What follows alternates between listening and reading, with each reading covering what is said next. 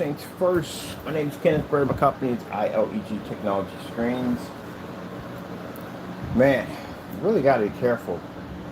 I learned that one. You had to have about prejudging and saying things ahead of time when you really don't know what the outcome is going to be. Now, about a week ago, I said that I wasn't going to do any more streams. And now I literally got to do streams because we got a bunch of testing to do because we got all these new screens coming out. So I have to do testing. So, yeah, gotta be careful. Pray on it first and ask the Lord what He wants and then go from there. Don't go by your own understanding because that does not go well. But anyway, so we have a collection of screen paints coming out under the ILEG. This is going to be our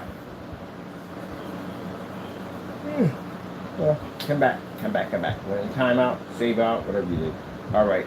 ILEG Color Luxury Cinematic Collections. We're going to have probably another set of collections too on top of that. But anyway, the two screen paints we start off with is green, which we call it, and get the proper name for it. Can't show you the ingredients on this. The first one is ILEG Jaded Black Cinematic. This is what this one is right here. Underneath of it, we have ILEG Sapphire Black Cinematic. Okay, ILEG Jaded Onyx Cinematic and ILEG Sapphire Black Cinematic, which is the one right here, the blue one at the bottom. Alright, so these are some interesting products, and I'll tell you why. Because they come on dark, but they dry light. They're also able to shift and pull an amazing contrast level. Now again, like I said, they don't pull actual black. The only one that pulls black is the Ultimate Cinematic Black. It's the only one that pulls 100% black. But these can mimic black, very good one, but not in the field of actual black. Because we have screens to do actual black. Alright, so first thing I want to do is I want to do another repaint down of this surface right here, so we can show you how dark they go on and how light they dry. Also too, it's very important that you see the drying time. We've done dozens and dozens and dozens of paint and dry demonstrations. I've never edited a video ever. The reason why this is very important, because you don't know what the outcome and how the product really is going to turn out. I've seen screens that claim to be black screens, you know what I'm talking about, but I've seen screens claim to be black screens. Watch them paint this screen down.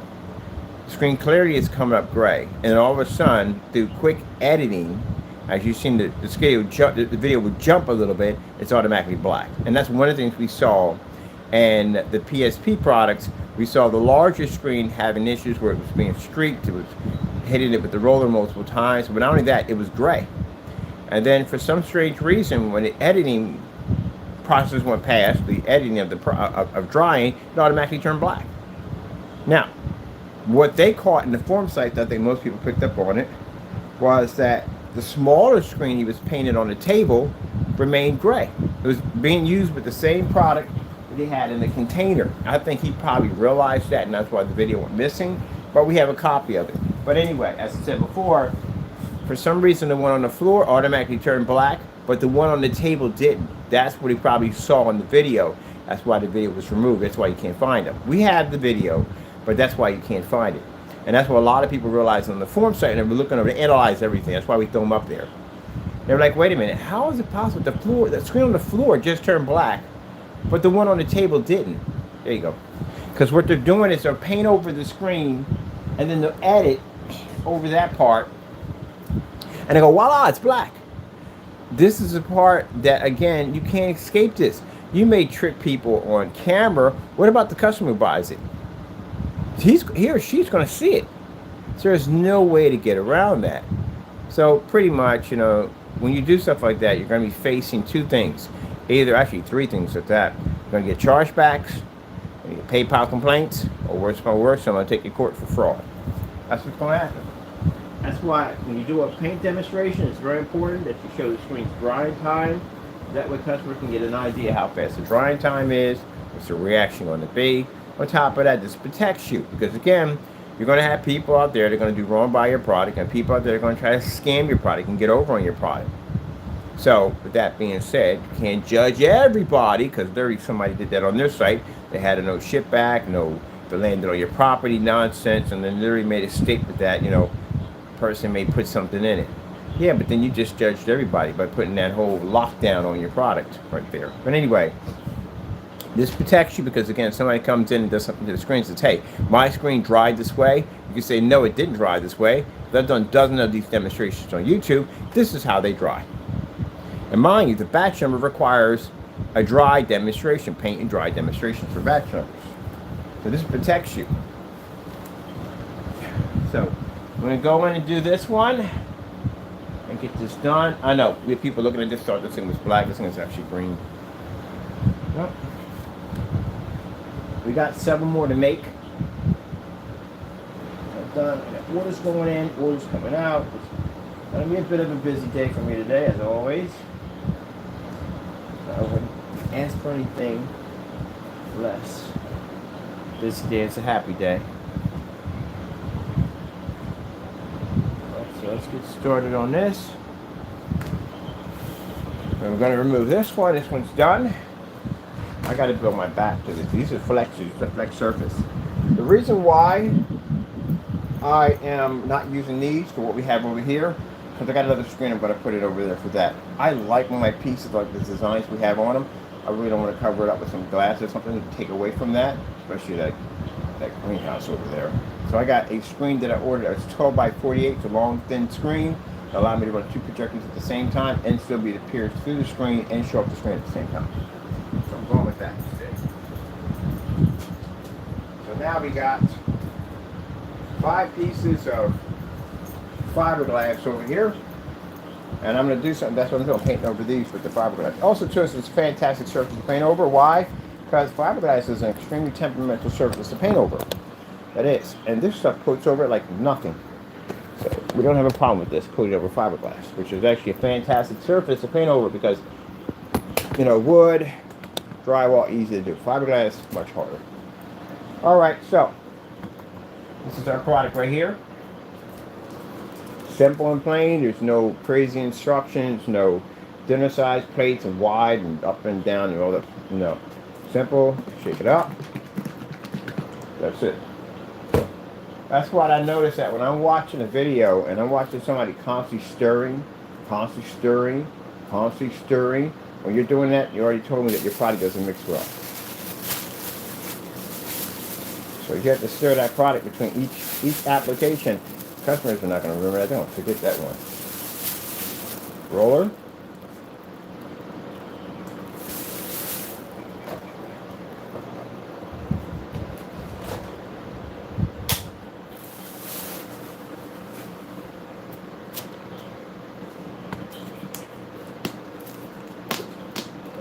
Pop your top. There we go. Color our product. A little bit. Put it. And you get them rolling. Now if you notice, they're dark. They go on. Very easy to do. I like to do my corners and all that stuff first, and then I'm going up and down. It makes it easier. I'm going to apply it to the surface.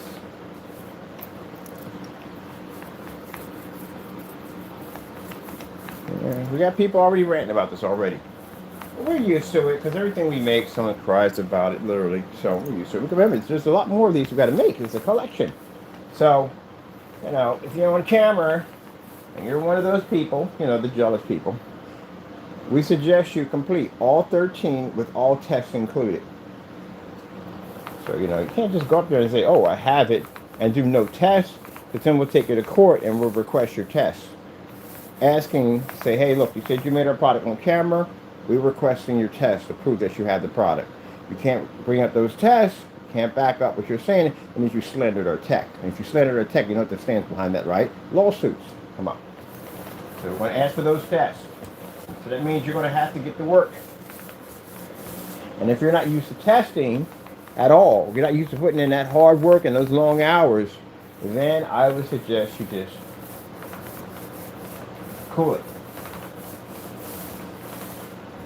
I don't have time, as I said before, I'm a busy person for the whole back and forth nonsense. We'll just bring you to court, that's all. Except on blame. And again, I can't express this enough. When I get people who say, well, you don't have my address, the other one said the same thing too. Remember what you're messing with in the day. You're messing with God's blessings. You mess with God's blessings, all we have to do is go before our Lord and say, Lord, this is the individual I'm having a problem with.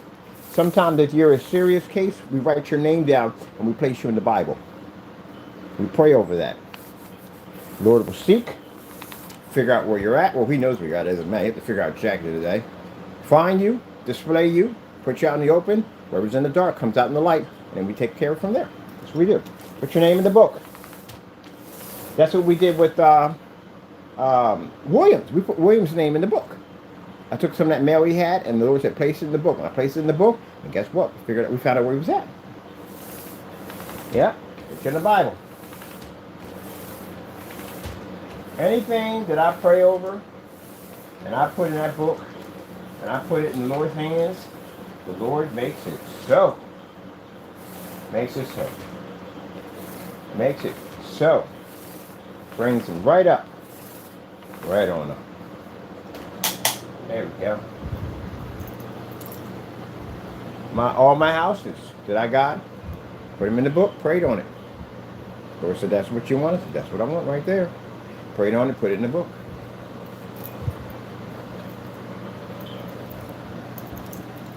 Got to put everything in the book? Yeah. That's what it tells him what to do. And for that, when that mail came through and he was carrying on like that, the Lord said, take that piece of mail. I want you to put that in the Bible. I want you to pray over that. And that's what I did. We know where he's at. We know who he is. We know everything about him. And today, at around 8 to 9 o'clock, I have to make 2 very important phone calls. So, yeah, the Lord brought our enemies right to us. And there you go. That's how amazing God is.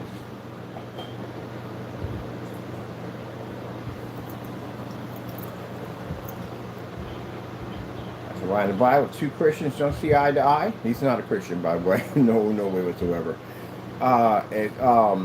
2 Christians don't see eye to eye. We can't work it out. We have to take it before the Lord. The Lord settles that.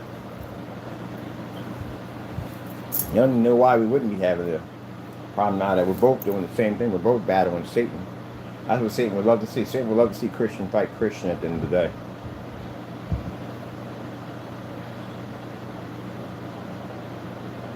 All right. So you'll watch your drying time kick in. Doesn't take much. I actually use that air cleaner over there before we got the fan. That air cleaner dried 260-inch screens. It don't take much. This stuff dries rapidly fast. But as you can see, it'll go down dark, come up light. Let me get my projector set up and everything while we're getting ready for that section, because I'm doing some demonstrations off of this. Now, this product is going to be available in 50 ounces only. We're going to be converting the 32 of the Ultra Black Cinematic over to 50 ounces, because now I'm going to do 50 ounces on those. The gallons will only be available in the black. We don't make the gallons in different colors. Only the colors come in 52s. Are the Ultra Short Throw compatible? All our stuff is Ultra Short Throw compatible. Inside or outside is Ultra Short Throw compatible.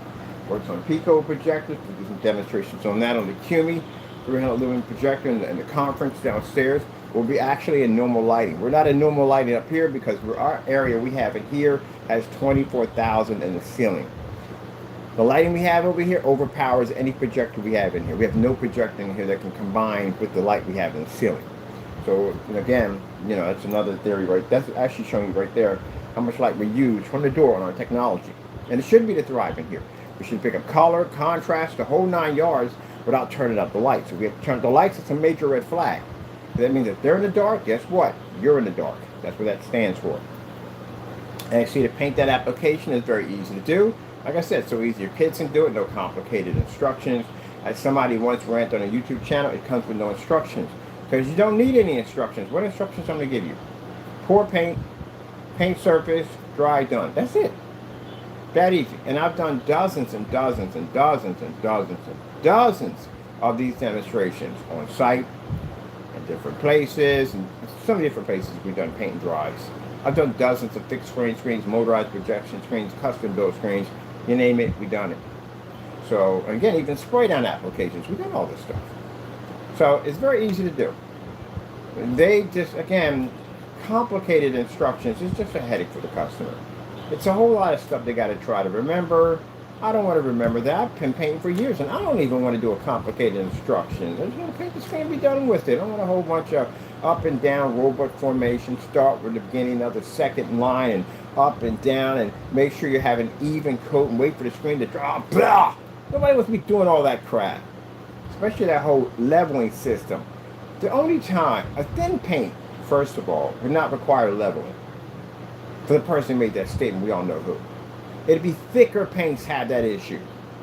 Thicker paints would have to go through a leveling system because they're much thicker. But not something thin like water. How would water have an issue leveling off unless you're basically filling a pool with it? That's the dumbest thing I've ever heard in my entire life. I swear. Some people that were reading through that specification sheet were scratching and like, this person didn't even know he doesn't know what's doing. He figures if you get on camera and you talk some nonsense, maybe you'll probably catch a few people in the cobwebs. Maybe. Some people will be smart and they'll avoid and go around it. Some people just run right into it. So they're hoping pretty much to divide people at the end of the day that don't know much about home theater. That's a perfect customer for them. This person they can manipulate and just say whatever they want to say, and that person's probably going to gobble it up because they don't know much about it. So there you go, drying time kicking in. Like a turkey patch. Lemon died today, people. Lemon died today. Lemon juice died today. Which means nothing all day but lemon juice. Those who follow me on my daily walk and talk, we won't be doing that today. We got way too much work to do today. But the work and walk around I got to do today anyway still equals up to 10,000. So, you know. Right. Let me get this thing set up. Now, demonstration you're going to be using, the projector you're going to be using this demonstration, no 4K, no expensive 4Ks, no high-end 1080p's, no high lumen projector, none of that. We're using our golden boy over there. I should paint that projector gold. Our golden boy, the Epson PowerLight S6. This is an old machine. It's 600 by 800, 720p SVGA. Let me see, 720p SVGA, 600 by 800 res. That's all we need. We don't need any more than that. It doesn't even have an HDMI port. We're using an HDMI adapter to enhance picture quality. No, it doesn't. All this allows you to convert one signal to another. That's all it does. And we're going to have the factory settings, which we'll show you. Our projector settings and eco mode versus the 24,000 in the ceiling. All right, so let me get that one set up because we got to get that one done. We'll wait until I get this one dry because I got to move this over there. That's what I got to do. I'm putting this down full right now. Matter of fact, I'll give you a kicker so it looks like. All right, so this is our projector. That's an Epson right there. There's the PowerLight S6. This is the back of it. Doesn't have an HDMI port, so we're using an adapter instead. Projector's price that it cost me $16.25. So I paid for it. $16.25. This is what, mind you, the 20 bucks that you spend at maybe Mickey D's or wherever you may go do, because fast food, it does get kind of expensive. But that 20 bucks you got sitting in your pocket right now, or $30, probably 30 by now. Anyway, you can get you a nice little projector like this. And with our coating at the end of the day, make this projector look absolutely amazing. You got some people right now running 4K, 1080p projector. You don't read your contrast correctly, your color balance is thrown off, and you're in the dark with that thing. This projector right here, I can be in this full lit environment at 24,000 and not even faded. The screen won't even wash out or diminish, nothing whatsoever. Not at all. So, think about that. Food for thought. Food for thought. Like I said, you know, the person who bought the P2 spent majority of his videos in the dark. With a projector at 3,000 lumens and a could do 120 inch. You can do 120 inch or either 100 inch to compress that image better. But anyway, he spent majority of his videos in the dark. If you look at the promo demonstration for the P2, that's not what they were going for.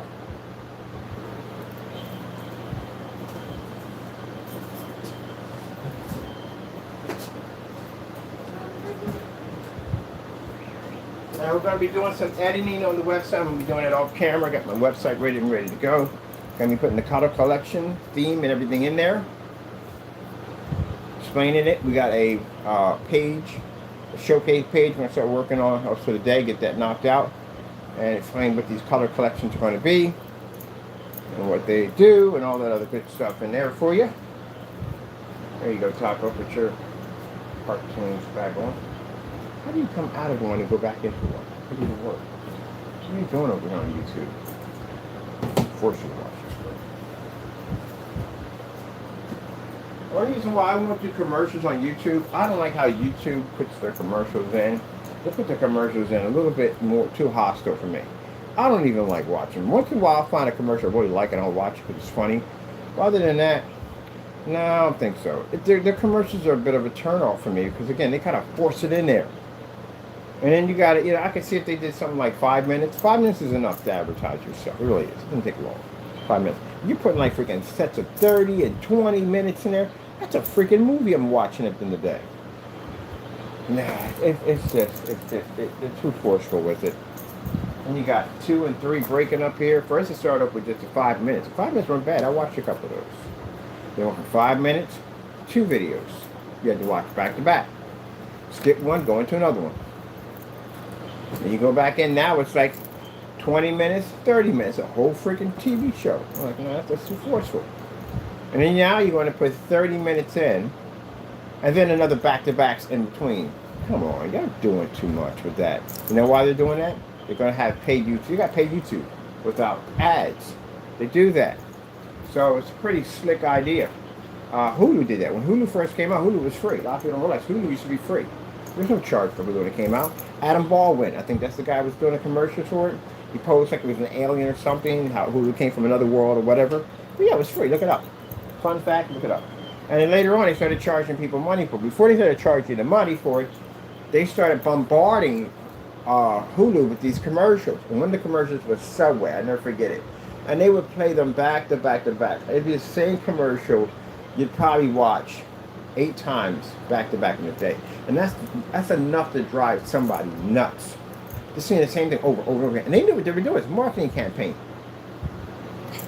I got tired. I couldn't take it anymore. So I paid for without ads. Which means now it's no longer free because I'm paying for a service now to take out the ads. And then later on the price jumped up, subscription costs jumped up, and it got a little too expensive. I was like, well, I ain't doing this anymore. I'm just going over to Netflix. The Netflix was cheaper. Now Netflix shows commercials now. The same ad campaign. They show ads now. If you don't want to watch the ads, guess what? Pay a little bit more money, $17. From $7 to $17 now, because you don't want the ads. That's what they do. YouTube's doing the same marketing campaign. You see more and more of these ads, and more of these ads, to the point you're just going to get sick of it and you're just going to pay for YouTube. There you go. So as we had this nice little conversation, this is why we have these conversations in between. Show you how fast it takes for the screen to dry. It's like getting a needle, you know what I mean? Like I talk about something like that. You like bicycles? I love bicycles. Kind of bicycles. By the bang, you already got the shot already. You're done. Shot's already, you already had the shot already. Really? That fast? You're done. There you go. See how we talk? That's how fast it takes for the screen to dry. This is what you're supposed to be seeing in demonstrations when they paint the screen. Now, for these individuals who don't do this demonstration, I got a little message for you. Stop doing this nonsense. Customer or anybody buying the screen needs to see what the drying process is going to be. Your screen can come up with craters. It can come up with a kind of a skin-like weird coating. It could be a lot of things that go wrong with it. They need to see this. If you cut and edit this, customer's going to find out one way or another. That's what's going to happen. And then you're going to hit with a chargeback, or you're going to hit with a PayPal complaint, or even worse, they'll take you to court. Small claims. That's why people keep forgetting at the end of the day. They say, well, you know, they're not going to bother taking me to court because, you know, lawyers and all that. No, they take you to small claims court. It don't cost no lawyer for small claims court. Just me and you and the judge. That's it. You ever watch freaking Judge Judy? That's the small claims court. There's no lawyers in there. It's just you and the judge. That's it. You just have to have a substantial amount of evidence to prove your case. And if you can prove it, blah, blah, blah, you win. You got to pay out $12,000 or whatever they give you in that state. Who comes down what they give you in that state. That's what happens there. And the filing fees are super cheap. And you can fill out the file. You don't need a lawyer. That's why lawyers aren't involved. You don't need a lawyer to fill out the form for small claims. It's very easy to do it yourself. All right, let me set all this up. So you didn't show them a product. It costs $60, $70, $100. You're gonna lose 12 grand in that lawsuit. That's why I told you that Rogers' website right now is lawsuit, the land of lawsuits, because he can't back up anything in there. Now you buy that as a company, you paint that down, and you're trying to figure out how this range gain thing works. We reached out to them multiple times. We got nothing, and we're back. We contacted customers. They couldn't even tell us. No one can tell us what that stuff is. And you reach out to them multiple times and say, hey, look, we're trying to see how this gain is going to change on our screen. And we need you to reach back to it. He never contacts you. And you take him to court. And he's going to, when they take him to court, he'll get a summit. If he doesn't show up, he forfeits, which means he'll take 12 grand out of his pocket one way or another. He'll take it out of him. Or if he does show up, the judge is going to ask him, and they're going to say, hey, what is gain range?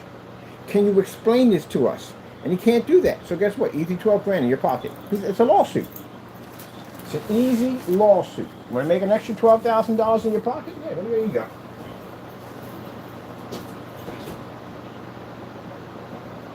Should we do a paint process? Let me do another one. Because I did 2 on this one. Does it require 2 coats? No. I want to show you, I love showing how fast these things dry. I got to put a timer. I need a timing system. I need to buy a timer. So we're going to do it again. It's already, I can see it's covered, but I like showing that drying time off. I got to bring a timer. I'm buying a timer. Like I said, pour it in the middle of the screen. Very easy to do because people come back and ask me for instructions how to paint the screen in. Pour it in the screen. Make sure your fan is up. And that's it. I like to do my corners first. This is how I do it. Everybody has their own way of doing it. Put the paint in the center of the screen. I use the paint as a paint pan.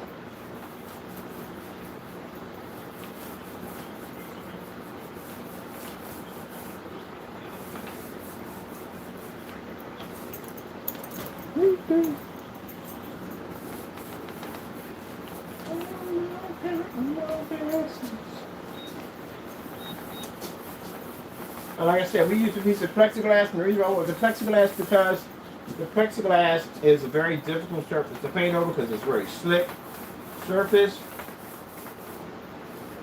And we were able to paint over that, 1 coat done. Which is why I do my corners.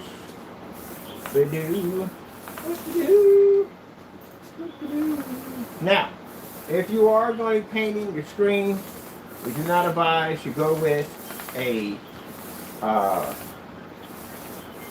3-inch roller. It's all I have available right now. It says on the site, please read through it very carefully. We would appreciate that. We put a lot of time and effort into our site. Woo, back and forth. So, 9-inch flat roller. Doesn't make a difference what type it is. It can be Family Dollar. Some people like to come up with these high-end, expensive rollers, but you don't need all that crap. Save your money. Go to Family Dollar. Buy yourself a roller. That's all you gotta do. And you're done. Whoopty do. That's it. Naysayers will contact me later on this and say, 9-inch roller. You got 83? You gotta be older than that. Come on. We know you're older than that. You gotta grow up, really. Repeating things that I say on camera, try to use it as a way of teasing. Kids do that. You gotta grow up. Should be operating any heavy equipment or driving anything. God, honestly, you should not. See how the rollers are? Woo! So we do that dry down again. It's a 1 coat application, but I like to show that drying time. It's very important. You see this.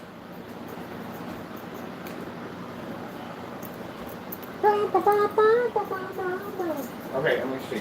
That's going to be there. We'll put that there. Set it up there. A couple of videos up in there, and we're done. I got to build a frame for this thing, so I got to be out at 8 o'clock. Put the frame together for this. I'm going to Velcro that system in. I can change my screens out at will. I'm going on site next month. I got a place I'm going to go to and do some demonstrations inside. I'm going to do something fun with this. I'm going to take a 300 lumen projector. It's a big open area. We're going to hit every corner with a video, showing that we can take our screens anywhere the freak we want. It's an ad tech that's going through that place. We'll take an ad tech and we'll take one of these ILEGs in there. We can go to anywhere we want, because when people set up, I noticed when I watch these videos, they ran out of the area, they got it all set up. They got the lighting just right, they got the windows, everything's just right. Got a certain projector in there. They can't do swap outs in there because, again, they'll throw away that picture quality. And they'll stay in that one little area. You ever seen anybody do a demonstration when they can move anywhere they want to go? We did that in the Karen place. We would walk around through that whole place. We want to take a demonstration, we went each corner and stop in the center. Because you're supposed to do that. Because it shows that if you're in a rehearsed, fake environment, you got everything set up just so. If you move that screen, it may disrupt the picture quality. If you change out your projector, it may disrupt the picture quality. You can't go from a calibrated projector to an uncalibrated machine. We haven't calibrated that one yet. We can't use that yet. And again, customer needs to see drying time on the screen. Very important.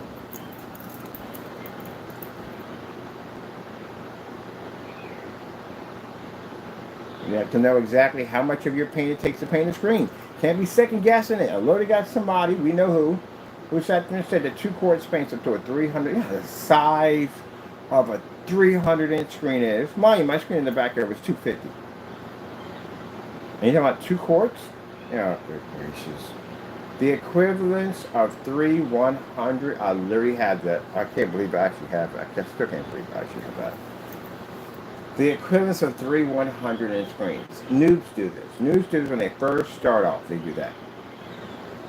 If that was the case, then that means that, let's do the math here. It's still simple to do the math here on this one. I had dual 150 inches in my backyard.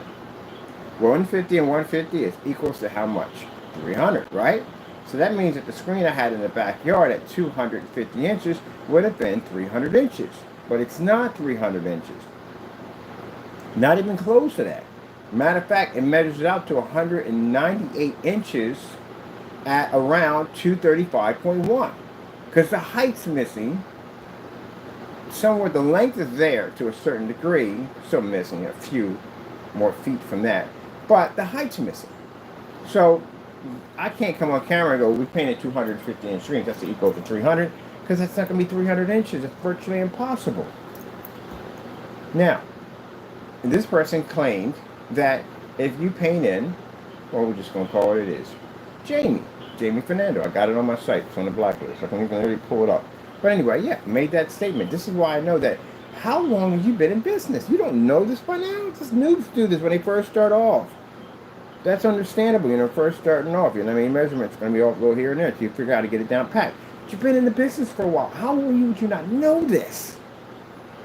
The equivalence of 3 100-inch screens. No. 100 inches, 7 feet, 4 feet by 7 feet is 100 inches. If you were to stack that lengthwise, you got 21. 3 times 7 is 21. If you were to stack it upright, 3 times 4 is 12. So that means you had the height, but you don't even come near the height. Because our screen was 11 feet by roughly, I'd say 20-something feet. It's a big screen. 250s are huge. So, no, there's just no way in the world that would be anywhere near 300 inches. So if that's the case, and by your math and calculations, that means the 250 inches we did in the backyard would equivalent to 300 inches, which is not so. It doesn't even come close to 250 inches. It does 200 inches at 198. I did the measurements on it. So, no, I don't know where you would have gotten that from. So yeah, that's noobs do that stuff when they first start off. I did it myself when I first started off. I was like, wait a minute, if we take 300 screens, doesn't it equal to 300-inch screen? See, the problem is you're not used to painting in big screens, and he's not used to painting in big screens. He's used to painting these small little screens, these 100 inches, maybe 120, maybe he might roughly get 150, but he'll do 250-inch, 180-inch screens. He doesn't do big screens. Doesn't do big screens. You've never seen one. You've never been around one. That way you came up with that miscalculation of saying that 2 quarts would paint a 300 screen, the equivalent of 3 100 screens themselves. It wouldn't even add up. Whole different category. Thank goodness you weren't giving people instructions on painting 235.1s or 210s. What's it called? 1610s, 1610s. The 1610s have odd numbers. We built 2 of them. We built the 127, 129. If you're going to be in this field, people, those who want to get in, you got to know all types of aspect ratio screens. We'll just stick to the 16:9. This is where they get frustrated. See, they get leaves, they get mad, they get angry. We're going to have to learn it. What do you do? Second guess it like this guy did? You know how much damage he could have caused with that one? You know, if he would have picked up on that, a painter would have picked up on that in a hot second. Because I talk to painters all the time. And usually someone who's painting a screen of that size has a painter that's doing that. And that painter will come in and contact you and call you like, excuse me. Yeah, the owner's telling me that you're telling him that 2 quarts of that paint's going to paint 300 inches? Are you sure about that? Now the painter knows that's false. That's not going to happen. If anyone would know basically the square percentage of a screen's coverage, it's going to be him. He's going to know that. So say, that doesn't even sound right. Are you sure it's not 2 gallons? It's not a gallon or 2 gallons? Yeah, he's going to go back and tell the owner, look, get your money back. He clearly does not know what he's talking about. That is virtually impossible. That is not going to happen. That's a scam. There you go. When you don't know what you're supposed to know, you're going to come up as looking as a scammer. And that guy's going to call in, he's going to request his money, and what's Fernando going to say? Well, you know, we have a policy. Once it lands on your property, you can't exchange. You can't do anything for it whatsoever.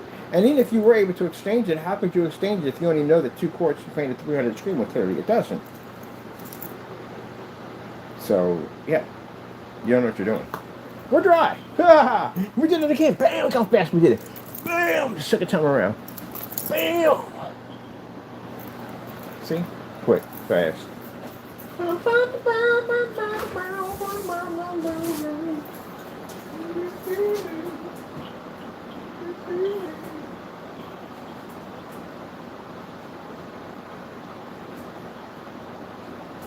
Stay up there. Fight me.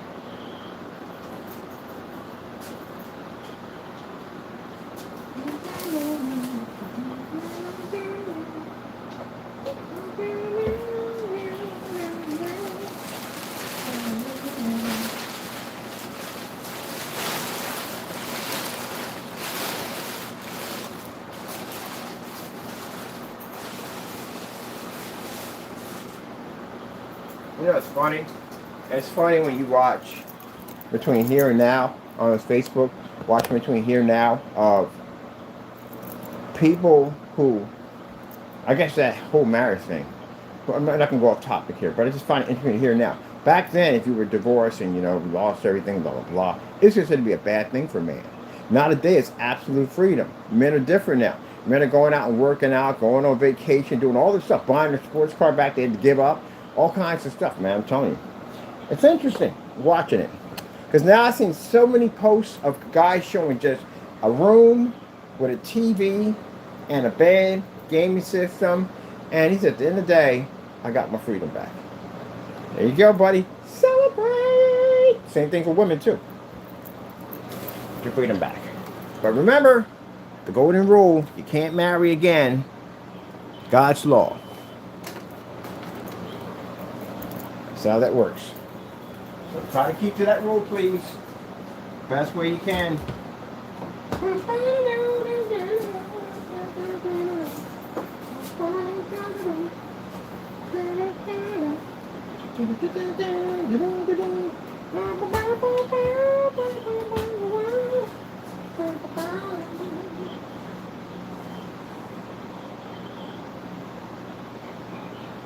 fit in there.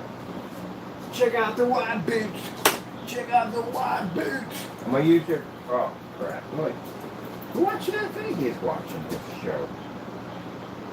I don't think we're going to use PlayStation or what. I'm not the user unit, buddy. I'm sorry. I know you're gonna be mad about this. Like, Dad, go on, Dad. I'll put it right back in. I got your phone. I'll put it back in, okay? I got you. Put it right back in, okay? I just gotta go off for the video. I'll put it right back in. I know. I'll put it back in. I got you, buddy. He's in there watching his cartoons. I'm gonna get this done fast so you can watch his cartoons. Got some stuff I gotta take care of today. Very upset looking at me like, what the frick are you doing? Put my fire stick back. I got you. Look. He's just watching TV. He ain't gonna turn his head. He's mad. I'll put it back in. I got you. Jeez. I'll get you. I'll buy my stuff with it. Get your own, man. Constantine's in there watching Bean. So he watches Bean. show is Bean. Bean. I tried other shows. He won't watch them. He likes Mr. Bean. I don't know what it is. What is it about that show? He likes that show.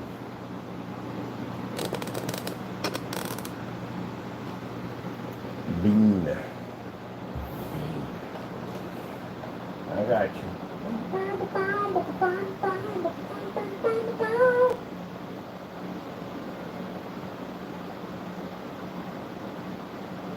All right.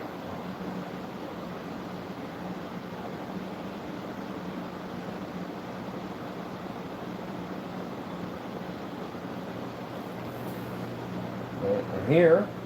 We are here. Oh, I forgot. I got to power up the machine. We got to run through here.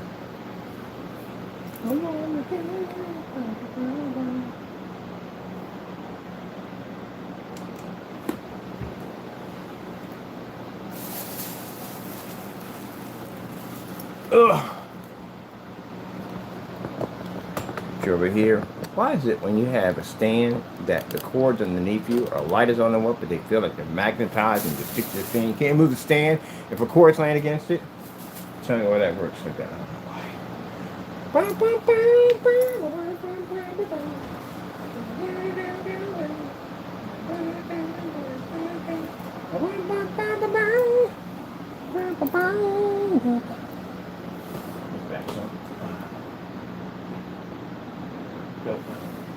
Watching them scary movies. Gotta stop doing that. I gotta stop doing that. Watching scary movies. Yeah, be careful about all that craziness. Where's my which one called that? Ugh. Alright, and you see, easy paint down application. Easy to do. Like I said, we did one over twice to show you how easy the drying time is. Drying time is something you have to see. It's very important that you see that drying time. Because again, you don't want your screen coming up flaky, cracky, whatever mess can pop up. The formula may not mix. Well, a whole lot of stuff can go wrong in that situation. YouTube, a whole lot of stuff can go wrong. And that's why you have to see that. You can't edit that part out.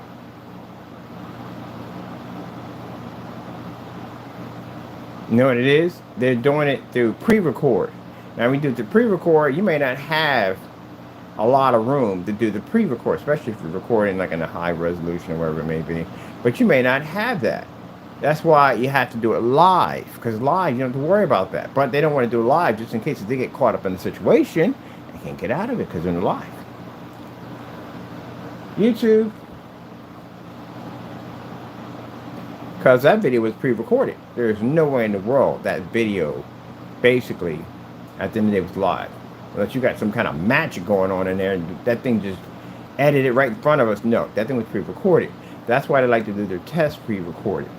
Because again, they can edit it, change this, change that. You ain't editing it no live demonstration. You can't do that. It's impossible. OLED demonstrations. What time we got? Oh, I'm gonna do this one. I haven't done this one in a while. Now, this is the sapphire blue. This is going to be coming out. Actually, it's a couple of them going to be coming out. A collection of them that will be coming out around the end of the month. Because we have a lot of testing to do. And on top of that, they have 2 new upgrades, which you're going to see things change on you. Because we've got upgrades for them. Because I want to advance it a little bit higher than what it is. Let me get some music in here. Something. What is everything plugged into? Oh, now everything's wired to that unit. I gotta buy some computer speakers today. Oh, my fan is on. It should not be on in that direction. Because now it's blowing heat right back into the projector, which is going to jack my system up.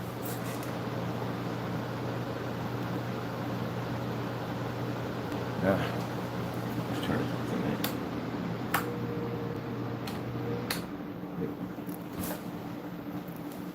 So that shows you how easy the product goes on. You know, none of the headache, none of that freaking construction crap at the end of the day.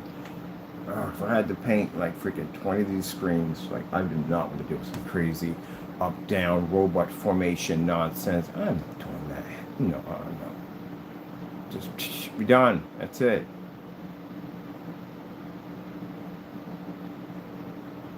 Colors are popping like Michael.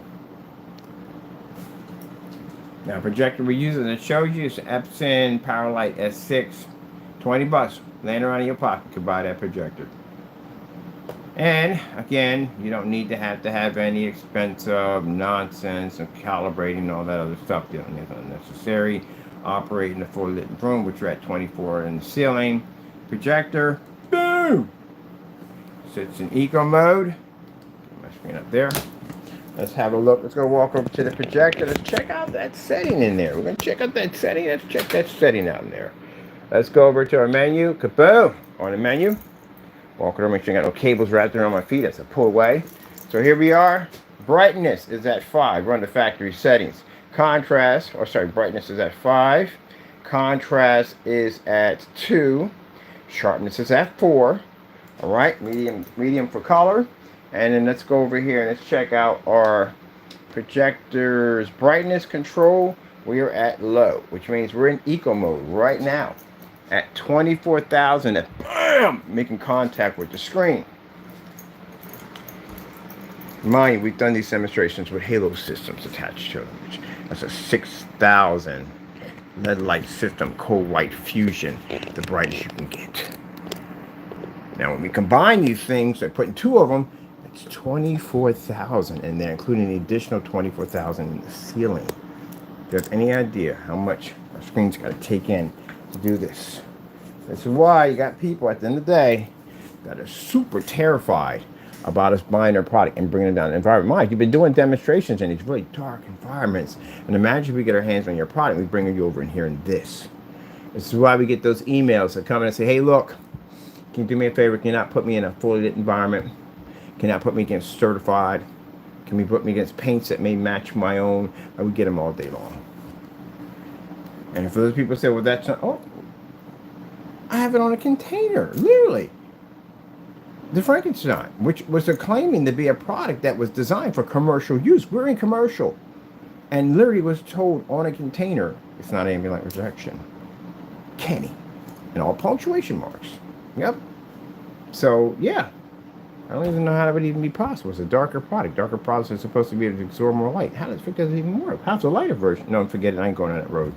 That's like Peter Pecker, pick the peckle or the pecker or whatever it is, or pickle something, whatever. I ain't going down that Cuban conundrum at the end of the day. That's freaking insane. That's insane. Go through that freaking craziness. They're so backwards. I can see our white levels look absolutely minty. Minty. Look at that. 28. This is what I'm talking about. I've never advertised on YouTube. 28. 28. They're requesting. Who would freaking sit there and watch 28 minutes of freaking advertisement? They better be Super Bowl ads. That's the only time I'll sit there and watch an ad. It's got to be a really, really quirky, funny one. No, that's too much. Got to be a quirky, funny one. I'll watch that. I've seen a couple of them actually pretty good.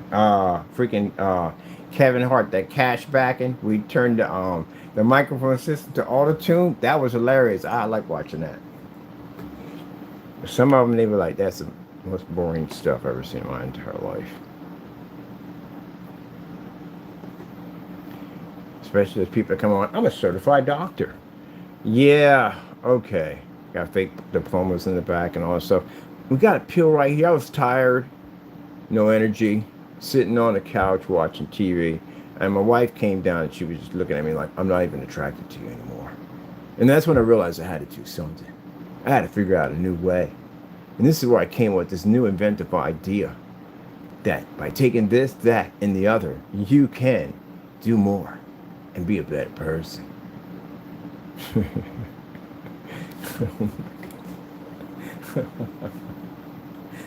Hilarious. I love it. They're funny. You know what it is? It's a changing of commercials. It's like the info commercials. The info commercials, remember those? Late at night, you know what I mean? There's nothing on. There should be nothing but info commercials as far as the eye can see. Those things were freaking hilarious, man. Just set it and forget it. Those things were classics, man. They're classics. Set it and forget it.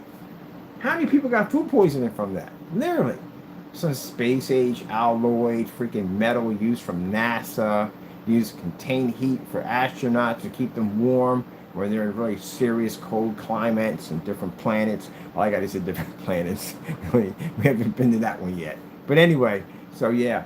And then you got a whole crowd of people out there, you know what I mean? They're the ones that actually agree. You got the hype man, the guy who asks all the questions. It's all lined up. This is funny to watch. And the guy comes up there, there's two women come down. I got tired of just cooking these long meals for my husband. He'd come in, I'd be tired, I got the kids and work and all that. And you see all the women nodding their heads and all the men looking all confused, you know what I mean? Like they don't realize what the problem is, the whole thing. So they got the whole audience in on the act. So I came with this idea. Now, all of a sudden, you are from, I'm not trying to say, some people do have an IQ that high. But you mean to tell me you're just settling as being a housewife and you have an IQ to be able to make an alloyed metal to trap heat? At the end of the day, your IQ is literally around that range of NASA material? Why are you home at that particular point? You can pay for a that, and I'd go out and get a college education. That's more money. You bring it back to the home front. As a man, I'd have found that offensive. Like, wait a minute. You mean to tell me your IQ is literally that high? We could be making money. I couldn't care less if you're making more than me at the end of the day. We're both doing it as a team. We're making money. That's all that matters right there. We're making money. So you mean to tell me you had that kind of intelligence rolling around in your head? But let's move on from there. I analyze everything. That's what I do. So I came with this idea to construct these containers that actually cook your food for you. So you don't even have to be home anymore. You can go out and drive to the mall, go shopping, and do whatever you want. Yeah, your IQ's already that high. You just forget it. I'm moving on. Anyway, so, and they said, well, what do we do? How do we use it? First, you make your food, you put it inside, and the idea was to heat the pan up just a little bit so it would trap the heat. And that heat being trapped inside of the pan was called this microwave system to trigger off that would automatically cook your food. So that's where the whole thing came in. Set it and forget it. And I like the guy that the guy is selling the stuff. Wait a minute, how does this even work? How is this even possible? Why is it every time this guy starts talking, it sounds like some old Disney freaking like show that comes on? Everybody talks like from a Barney sitcom. Like, what do you mean? What do we do? All right, so how hard is this? I mean, like a lot of us here can't even cook. Heck, I can't even boil water without burning it. My wife gets me all the time about that. You're gonna starve to death. Anyways, crowds that are nodding their head because they're all concerned. Yeah, how do we do this? How do we make boiled water without burning it? That's a lost question of time between cooking and kitchen. Boiling water is so complicated. And they'll come up there and they'll put the food in. The funny thing about it is that the food they pull out was already pre-cooked. It was already pre-cooked, already hours ago. But they do that. They do the switcheroo. And oh my goodness, it's fully cooked. It's fully cooked. Yeah, some people got food poisoning from that. It was funny. Set it and forget it. I never forget that. I'm gonna find out that for commercial. My favorite ones were people who got the bloopers. Come on, you got what you deserve, man. You sold this faulty ladder, could literally kill somebody. And this guy got on this ladder, and you feel the ladder just snap in between. Oh no, it's good, it's good, it's good. Yeah, he knocked his lights out. Yeah. Now imagine somebody was up there 2 stories in that thing. A lawsuit. That was just crazy. But I still like those info commercials. Come on. My favorite one was Tony Little. Tony Little was great. I like Tony Little. He came on there. That guy had a lot of freaking energy. A lot of energy. A little too much, but he had a lot of energy. And he would tell the story like, once upon a time I was a bodybuilder, and I lift weights every single day. I was in championships and all this stuff and everything. I was lifting on trophy. And then one day, I got into this really bad car accident. I think that was actually really true. I'm not sure about that. Because I got in a really bad car accident. I was bruised, his body all damaged and everything. And I got addicted to painkillers. And I gained all this weight and stopped working out, blah, blah, blah. And I had to figure there must be an easier way to lose weight. Those are my favorite ones. Must be an easier way to lose weight. And this is where I came out with the Trad Tracker. The Trad Tracker. Yeah. It's hilarious. And then they come with the whole thing with the wheel between your legs and you push your legs back and forth. It's supposed to help you lose weight. You have different gimmicks they bought out. Literally, it just technically did not work. I mean, you would say out of 100, roughly, probably 2 or 3, it'd probably help. But you can't just work out one part of your body and expect for you to lose weight everywhere. That's not going to happen. That's why they be laughing at weightlifters like, you skip leg day. You can't just work the upper half of your body and just leave the legs alone. You got to work your legs out too. You got to work your whole body out. Walking around looking like a freaking cartoon. Yeah, you gotta do both. That's why people get that joke about leg day. And he's sitting there watching the screen. Man, it's funny. You gotta work out the whole body, the whole thing.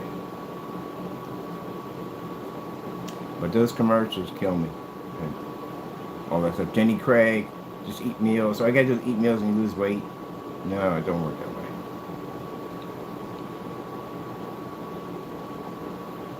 The before and after photo. Now they got AI now. They don't even need to find an identical match of anybody anymore. They got AI does that now.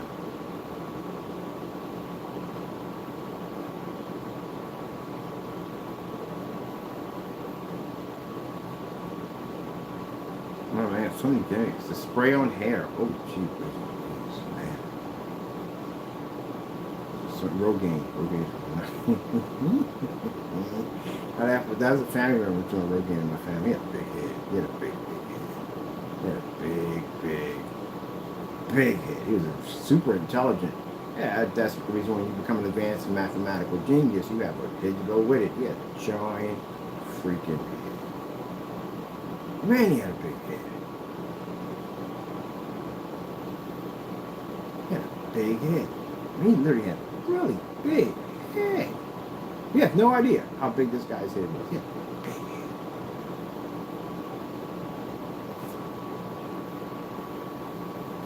I have never ever seen him in a fitted hat. We've been to all types of games. I've been to the Eagles games. I've been to Celtics and Sixers play. I saw Michael Jordan play. And I was always over there at the getting tickets up in South Philly. Go watch the Flyers and all. We were all sport nuts. We were always at the game. And man, I never seen him rock a freaking hat. Now one time, you know, I come in, I'm goofy. I got the double hats. I got one from the back, one in the front. Got my Mitch and Ness old vintage jersey. Sometimes I break out the old Flyers, the 1970 Flyers jerseys and all that. Yeah, we all got gear we rock when we go up there, man. Always be rocking fitteds. And I never seen him with a fitted. And one day I had to go and talk to my sister, like, how come he doesn't wear a fitted? I'm like, I never seen him with a fitted. We thought it'd be nice for his birthday party to get him a customized hat. And then here come the onslaught of jokes. And our family's like that, like, man, I don't even know how much it's gonna cost me. I don't think I got enough money to cover this. And man, they can't measure them inside, and there's no tape measure. We was in there having a ball. We bust them all. There's no tape measure to measure that freaking chrome dome at the end of the day. And I'm going to take them outside and just take a parking lot, mark it off with chalk, and just roll them along the way. He's in there crying. He didn't get bothered by that because, you know, he has a big head. We laughing all. We bust him to the back and forth. But he had a big head. I said for Halloween, all you had to do is dye his hair different colors and get a sweatshirt with a rope on it and goes a balloon. Oh, he'd be in there crying, man. It's a big head. Very big head. We was working on the car one time out there, and we was wearing Scullies. You rock a Scully in the wintertime, you know what I mean? It's cheap to get a Scully down at the freaking bodega for freaking like at the time it was $2-3. That's it. I'm like, Tony, how come you're not rocking anything on your head, man? I'm not going to catch a head cold and get sick.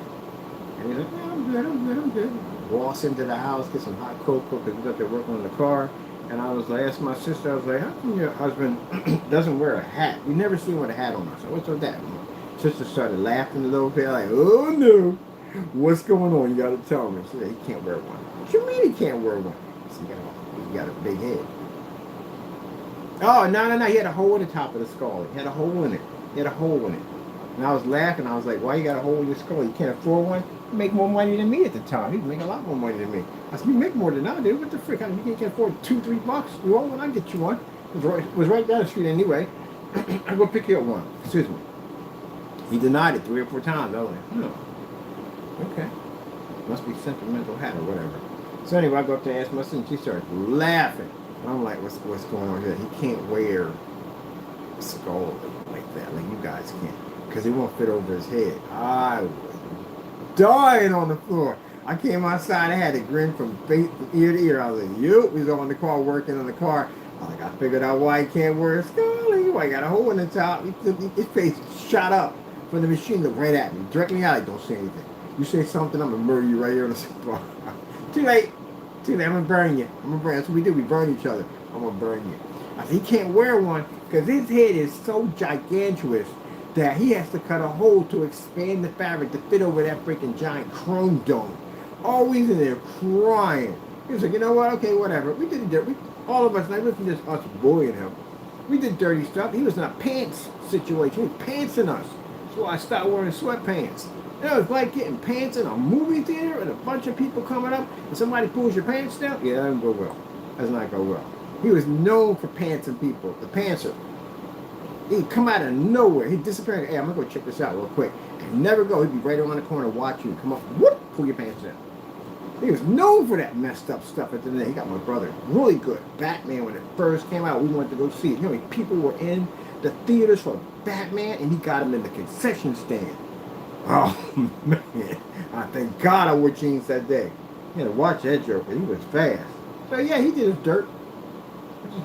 Did our dirt too on top of him, man. It was hilarious, man. We're having ball. We're watching all this. I'm there. I'm watching this. We've done this thousands of times, people. That's why I can come in here and have conversations. You gotta have confidence in your product. When I come in here and people come over, I can talk about things like bird, fish, dog. I do the same thing when I have people come over. And they look at the screen and they're looking at the lights, because we already passed that stage already. When they come in here, they're already coming out of a dark environment. They're coming out of a dark environment. They paid all this money for this projector, and they're not getting what they paid for. That white screen ain't doing anything for them whatsoever. And when they come in here, we got all the lights on. I'm comfortable. I'm having this conversation with them, talking about this stuff. At the end of the day, they're looking at my projector. I explain that some projector cost me $20. There's a technology right here for the environment. Like the guy came here, checked it out for the environment, and they're like, "Wow, that's it. They're already sold. That product already sold already. That bank money is already transferred to my bank account already. It's done. It's a done deal." Now let's talk about some other stuff at the end of the day. Because I don't got to keep drilling it into your head on how amazing it is. Drill, drill, drill. We don't have to do that. Explain it. The screen does all the work itself. I can talk about other things. That thing does its job. That's what it's supposed to do. So when you have that kind of confidence, I come and I watch somebody and they explain like, okay, give me the ins and outs and everything about it, right? And then I'm looking at the projector. Wow, my projector, don't even, my machine costs way more than this. Like, this is crazy. All this money I spent, I could have saved money. Just went with this guy. That's the stuff that's processed. All the lights are on in here. You've got to be kidding me. I can't even have the lights on my screen. We know what's going through your head. And it answers the questions, da-da-da-da-da. You tell them exactly where to buy, so on, so on, so forth. Processing time, testing all that stuff. They're going to look at and blah, blah, blah. And that's it. That's the end of it. And I can say, hey, I'm thinking about putting one of these outside and blah, blah, blah, blah, blah. And talk about some little history here. We laugh and joke and all that. It's a comfortable environment. It sells itself. By the time those gentlemen hit the payment, money's in my banking account. They've already decided already from the door. It's a done deal.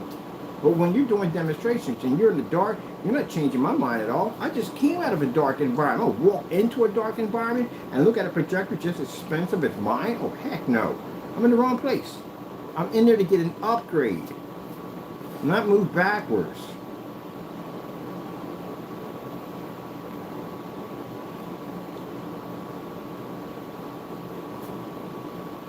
Now, if you notice the screen's different colors, they go in different colors.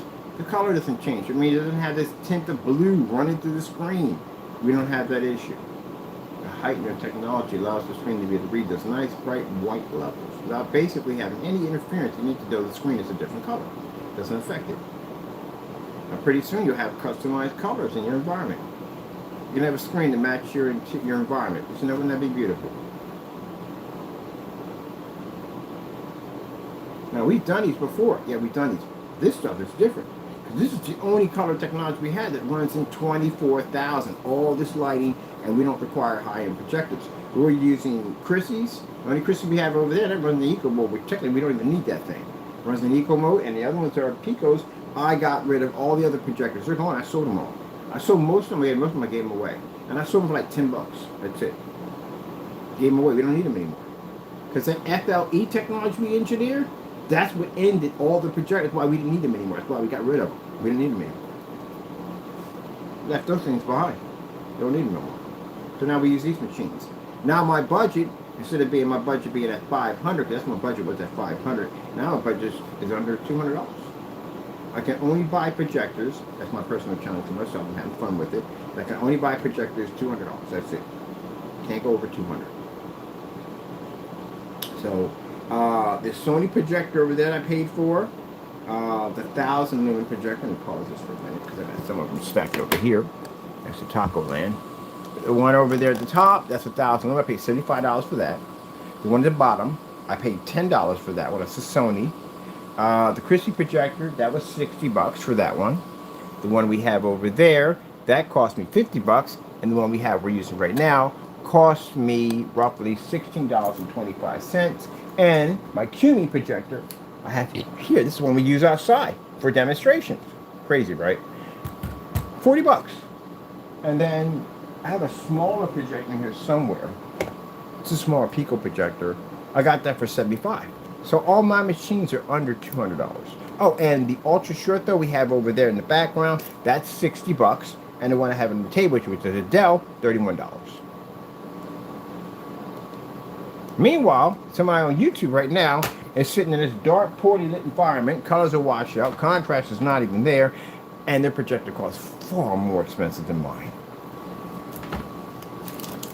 So good luck trying to convince people. At the end of the day, you're going to be saving them a lot of money if you can't even save money yourself. I don't know how that works. That's like me hiring an accountant that's been bankrupt 18 times. That doesn't sound like a good deal at the end of the day.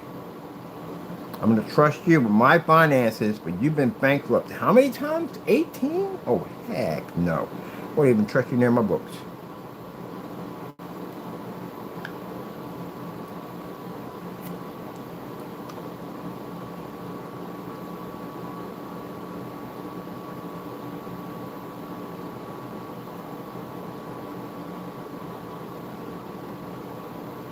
No. First, they'll try to convince you that 720p is no good. They'll do that first because they need you to stick to 4K. They have to have you go on a 4K projector because their screen doesn't work. They need to coach you to do that. So they're convinced that 720p is garbage. It's outdated. Well, if it's outdated, why do they still keep making them? They make 720p projectors. If they weren't needed, they wouldn't be making them anymore. They still make them. So, with that being said, yeah, the 720p projector is perfectly fine. They try to coach you in that because their screen does not work on 720p. They need more higher end screen to work. You can't be on here with some 1,000 to 1 or 5,000 to 1 contrast. That's not going to read. An ultra short throw, which I see a lot of people using ultra short throws a lot because of the distance throw isn't there. That's why. But still, why are you in the dark with a setup that's designed to be a TV? Yep, riddle me this, riddle me that. Tell me why. I gotta be at the post office today too. I got packing to drop off today too. I'm gonna let this last one run, and after that, I got business to conduct. I want to show you the paint down demonstration and drying time on the screen. Show how easy it is to apply, easy to set up. As I said before, it's the same thing like the rest of them. They all do the same thing. They apply plain on application, whether it be motorized, fixed frame, screen, your wall, plexiglass, fiberglass, wood, glass, doesn't make a difference. Convert it with our technology. Show you that we don't need to spend the money for high expensive projectors, no high-end settings, none of that, nothing. We don't even need an HDMI port. You know how cheap it is to shop for a projector for our technology? Most people are sitting around pulling their hair out right now, if you have hair, I don't, and pulling your hair out thinking that, oh, I gotta have enough lumens, or I gotta have a heavier contrast level, or I have to have so many billions of colors, and you just driving yourself nuts. To what? End up in the dark. And that's literally where you're going either way. Well, our technology in the end, customers don't have to worry about that. He was go to eBay and spin the wheel like, you know, I'm gonna go with this one over here, like $13. I'll buy this one because it doesn't make a difference as long as it's name brand, by the way. We don't deal with knockoffs. A 600 by 800 720p projector with no HDMI port is dirt cheap. Converter piece that I paid for the back was $14. So that's all your projector really is going to cost you.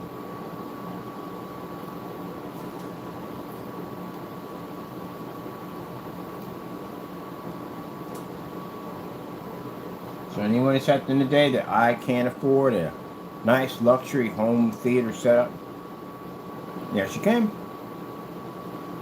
Because you're not going to spend a lot of money for your projector.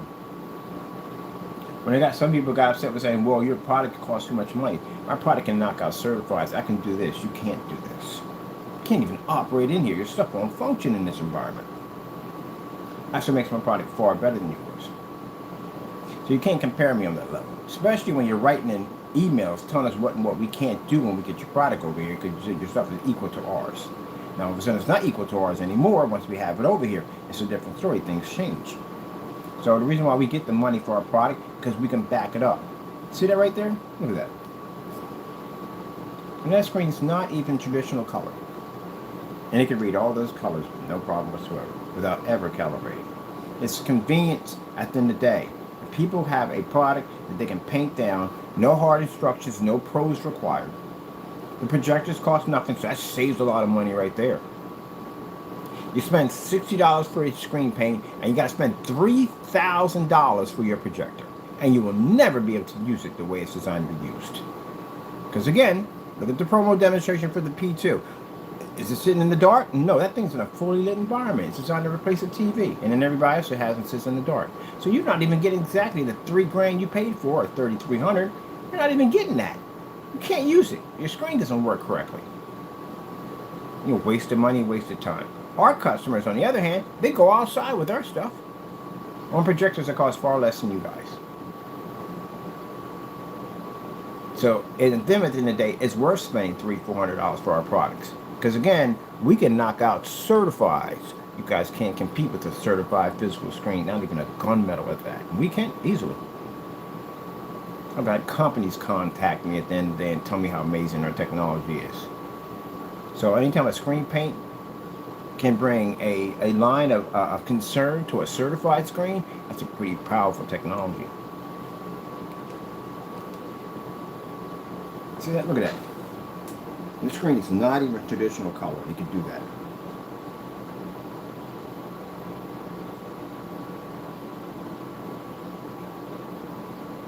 Well, collection line, we'll get ready to start building on it.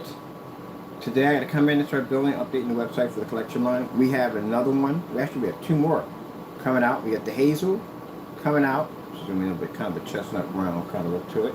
And we have a red version, which I haven't had a name kind of call that one yet. I need to figure that one out too, the name for that one. We have a couple colors coming out. We got a green one coming. Well, we got the green one over there. But I want a deeper green. I want another green. I want to make another green. I want an Eagles green. Because, you know, football season's going to be coming up. I'm an Eagles fan at the end of the day. And I plan to have a green screen to match my team. With the lights behind it and everything.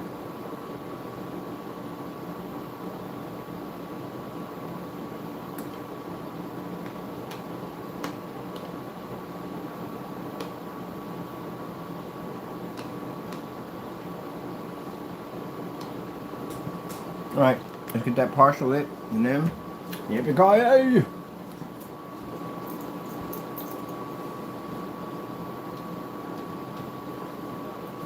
If you want this fire stick back, hear him down there growling, he's like, fire stick. I need a fire stick.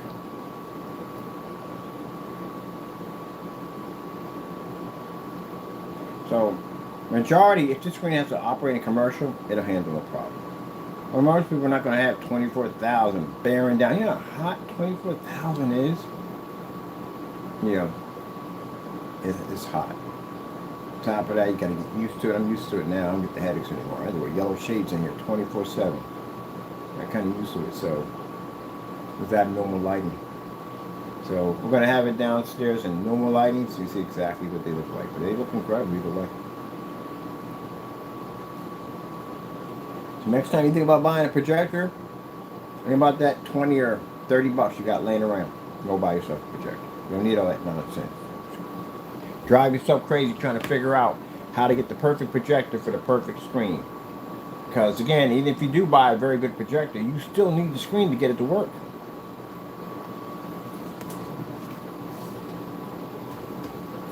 Alright, let me get this stuff wrapped up.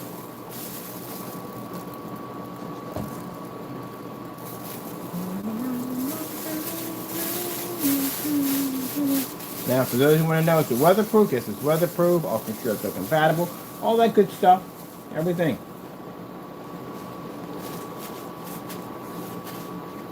Maybe you want something different. It's going to cause a lot of people to talk when they come in your place. Why is your screen blue? Why is your screen green? Why is it red? Why is it yellow? That's crazy. This thing actually works. Like, come on. The freak? Yeah, you got a lot of people turning heads.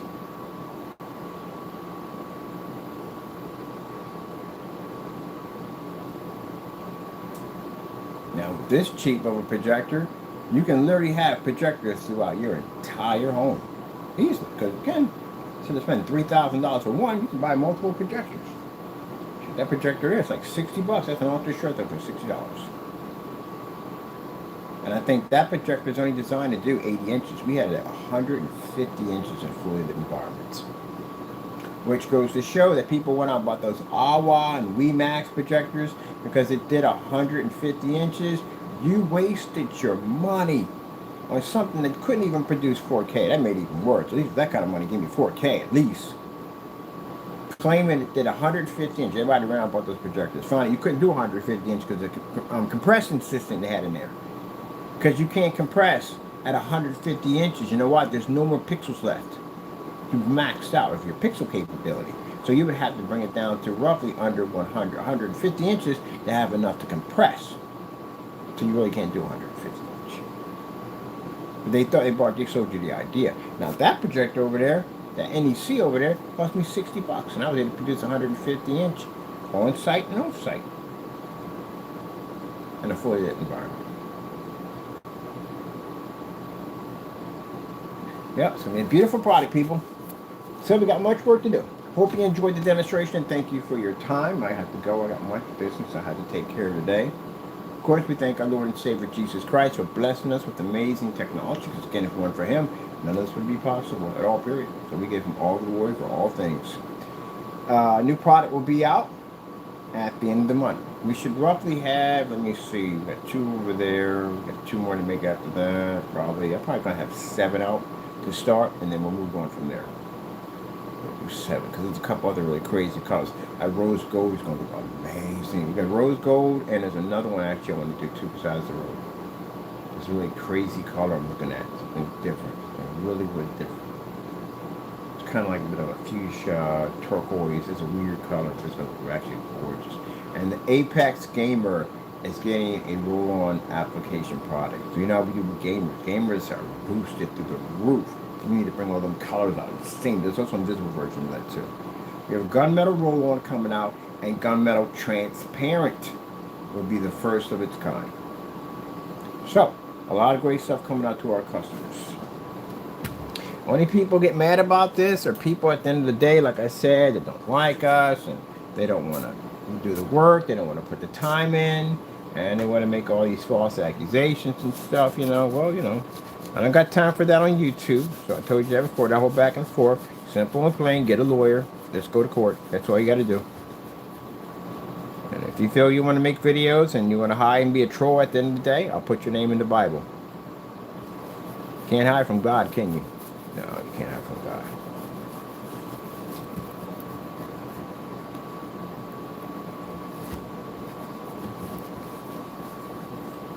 You know, if I had said this before all this started, everybody sat there and said, oh, it's a bunch of nonsense. No, you know where these people live at now. You know everything about them. Put it in the Bible. Told you. The houses that I wanted, and that's especially that first one I wanted, because I need to move in the situation I was in. That was a bad situation. Really bad situation. I mean, I was spending money as fast as I was making. I didn't save anything. Got involved with this female at the end of the day. Really liked her. Wanted to start a life with her. And I had no money on me.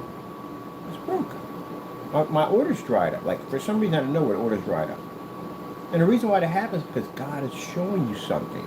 Sometimes when bad things happen, God is showing you how amazing He is. So then these people come up and tell me that they need me to leave. They want me to leave their place. They want me to go. So now I got to leave. Now I got to figure out where I'm going to go. I have no money. My business started slowing down. And it scares me because of the fact that if I get a place, how am I going to be able to maintain this place? My business just started to slow down really bad. Got to have faith in God. And so I remember them telling me that. And I remember the weight that was on it was unbelievable. That weight was unbelievable, unbearable. To think that I really like this person, I'm going to lose being with this person because I got people at the end of the day. I can go with them, but she can't go. And the only person I know that I can basically at this time, because I didn't know much about my people over in Allentown, was I'd have to go to Delaware. If I got people out there that would definitely, or Texas that would take me in with no problem. So I would have to break up with this person. I really liked this person, so I didn't want that to happen. And I sat there and I prayed and asked the Lord, Lord, please get me through what I'm going through right now. I need help. And these people, I don't understand why they. I know why they did that. They had a daughter. The daughter's a little older. She wasn't my type, but she had some kids, and basically, I took care of the kids. If they needed something, I bought them stuff here and there. Because they're cool kids at the end of the day. They're little jokers at the end of the day that I joked with and played with. So I bought them a lot of cool stuff, and she gravitated toward that as me hopefully being a good husband or what at the end of the day. And long story short, and people make fictional things in their head, which people just don't do that. That's creepy. But when they make fiction, they actually believe that they're with you, and that's what happened. And her being the mother's favorite, she told the mother some things and made my life a little rough for me because I didn't want to date her. She's not my type. And at the end of the day, kids were awesome and cool. I bought them cool toys and stuff like that, but that's as far as it goes. So she just got mad about it, and she said all of a sudden she's leaving her house and she needs the upstairs room. She was getting me kicked out. So I basically I prayed on it. I walked over, never forget, I walked over into that graveyard and I sat down. And my heart was very, very heavy. And I said, Lord, I need help. I need help. And the Lord came and talked to me and spoke to me. And when I left out of that graveyard, I was full of confidence. I knew God had my back. Even though I had nothing in my banking account, I knew God had my back. And I told her, I said, hey, get the car ready, because she drove. I said, let's go looking for houses. With nothing in my banking account. Not a thing, nothing in there. The Lord said, go out and seek and find. And that's what I did. And we looked at house after house after house after house after house. I come back to my account, there's orders in there. A lot of orders in there. $3,700 worth of orders in my account. A lot.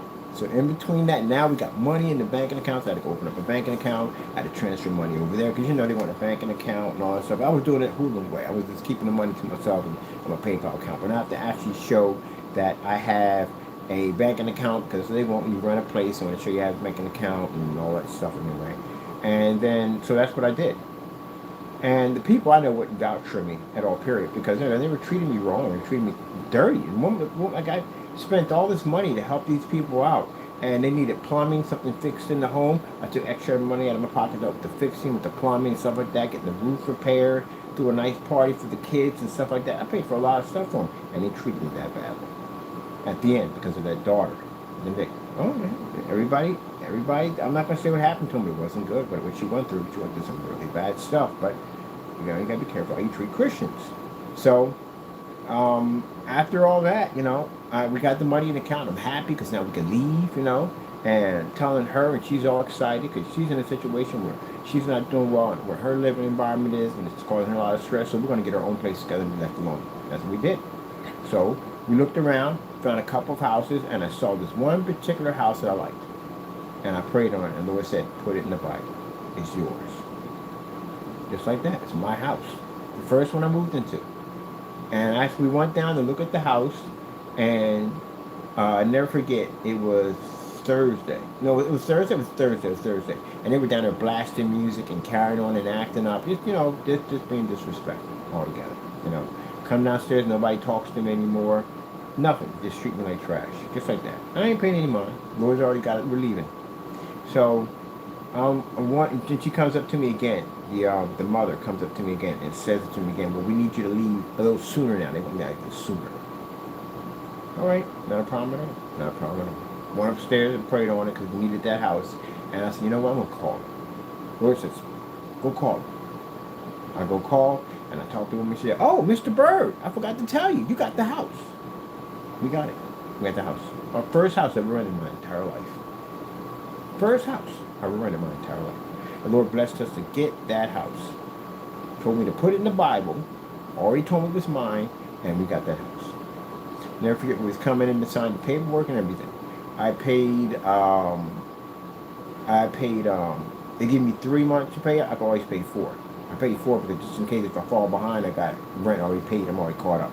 So I always pay a couple months in advance. The top looks good for the landlord paying up front, a couple here and there. So we got the place, and now I'm starting to think like, can I uphold this? Can I keep this going? Can I have enough money to keep this going?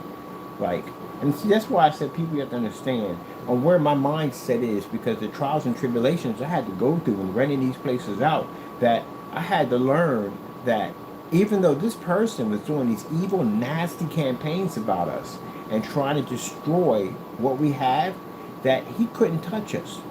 Because that's the devil. He's working with Satan. He's working with the devil. And God's not going to allow it to happen. You know, what kind of Lord would Lord be if he wouldn't protect you at the end of the day against that demon at the end of the day? He wouldn't be much of a God, would he? And this guy is doing all this stuff, calling us scammers and rip-offs and all this stuff. And we're trying to build something here. This guy's just hitting us. This is why I told you that the outcome of Fernando, what he's going to go through, he is going to go through some stuff. He is. He's going to go through some stuff. He is. So as he's attacking me, I'm not paying any mind. I give it to God. Leave it with him. I'm working and making my products. This is the part that he has to understand, and people like him have to understand.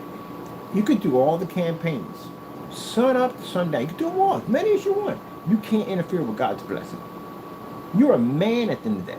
You're as frail as a candle in the wind. And you know the song behind that. That's how frail you are. You can be here 1 minute, go on the next. You're nothing but dust. You're talking about your Heavenly Father. Infinity. He's been here long before any of us have ever been here. Before the dawn of time, God was here. And that is what you're dealing with. That is the one who protects me. That's the one who gave me that blessing right there you're looking at right now. At the one where they're in there probably right now saying all kinds of nasty stuff about it. Because you're angry, bitter, and upset. That's the devil right there, upset and angry. Seeing two sides, seeing man and the devil. Now, after he's just slammed me saying all this nasty stuff because he's upset because we're blessed to get a house, we're showing up the house and everything, got a nice house, got a nice blessing, he's furious about this. Just carrying on and acting up. And I'm sitting in this house at this time thinking, okay, Lord, I'm going to be the maintenance. I was renting a room. I was renting a room for like $250 a month. That's easy to do. You know, utilities, no bills, no whatever. It's easy to do. So now I got a house. I got far more expenses now. Can I handle this? Can I do this? You know, once I got this blessing. And that's where I had to realize at that particular time, if the Lord blesses you with something, he's going to open up every single door. He is going to provide you with everything you need to keep that blessing going. That's why I tell you, gentlemen, at the end of the day, all the campaign you think about, look at the time that they put in, all that campaign they put in, and look where my technology is reaching to. The Lord gave me this blessing. He gave me this blessing before I ever had a house. He gave me this blessing way back, many years back. Before I even knew Jamie, he gave me this blessing. Before I knew any of them, he gave me. Before he even knew me, he gave me that blessing. And I watched that blessing grow. I seen that blessing allow me to be able to meet different types of people and have my technology in different parts of the world and all kinds of stuff. Got a chance to fly out to different places here and there. And all kinds of cool stuff with that technology Lord blessed us to have. Now, if I seen the Lord do all that goodness for me, how are you going to come along and try to convince me at the end of the day that my product doesn't work? I was here long before you guys were. And I watched my technology go in places that you haven't even been at yet. So as I sat there in this house, I had to think about those things at the end of the day, that how the Lord has taken care of me. And even in this new situation, new financial situation, the Lord has got my back. Now I had roughly $50 left in my banking account because we had to, the money was basically for the down payment of the place. So the guy took off $50 out of the rent.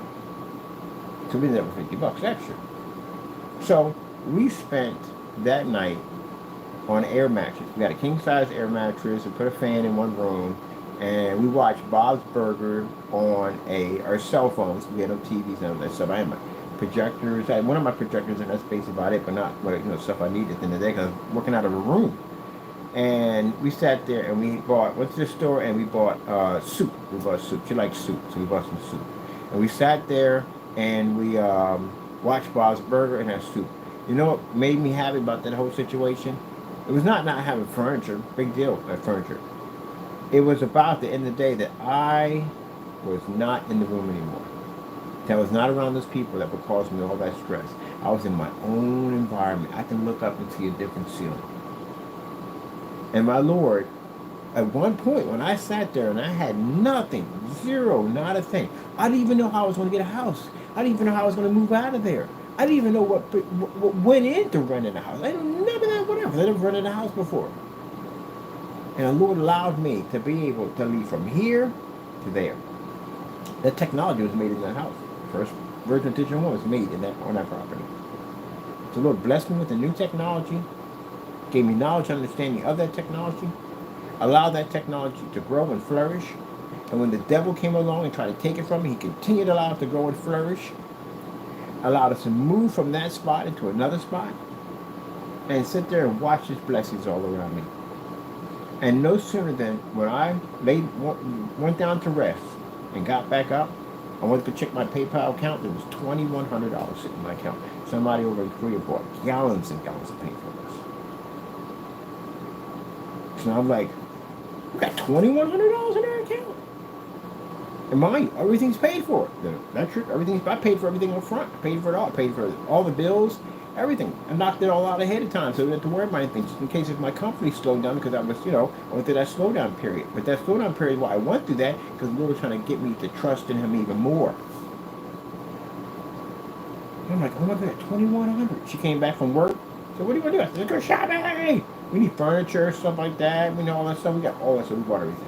Because when we moved into the house, I was stockpiling. Lord said buy stuff, and I was stockpiling. Lord was sending money. He already had $3,700 in my account, but he was sending more money in for me to furnish the house. I had money where I furnished the entire bathroom. I'm talking about towels, radios, whatever you need. Do a whole bathroom, decorate the whole thing, shower curtains and all that stuff. Everything. Bathroom knocked out. Kitchen knocked out. So I paid for everything. Everything was paid for. Everything was paid for. Only thing we didn't have was we didn't have furniture. But we had everything we needed to run a kitchen, everything to run a bathroom. We had all that stuff was already paid for. I was putting everything in a storage unit when we got ready to move out. So we didn't have furniture and stuff. That $2,100, we went out and I bought furniture. After we bought the sofa from IKEA, we'll never do that one again. We call it Satan's sofa. That thing was horrible, man. That thing would take your back out in a hot second. Horrible sofa. But anyway, yeah, we wanted to buy furniture and all this stuff, man. I bought her Xbox system. I designed her gaming room. I designed my own gaming room. I bought myself the PS. I bought the PS4 over there, and I bought it with the VRs and the controls and all that stuff. And went out and bought clothes, because she needed all new clothes, and I bought myself some clothes, stuff like that. She got a cell phone. I got myself a brand new cell phone. And we left probably roughly, I'd say about $200 in the account. We went through that and turned around and boom! More orders came through, and more orders, and more orders, and more orders, and more. Just climbing.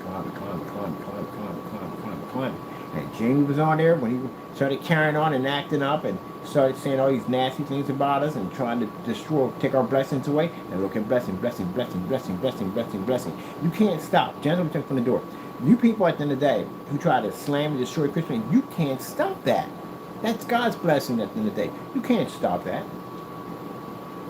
You're lucky to still be breathing. You really are. You are blessed to still be breathing. Imagine the Lord sat there. Imagine if you're outside and you watch somebody attack your child. What you going to do?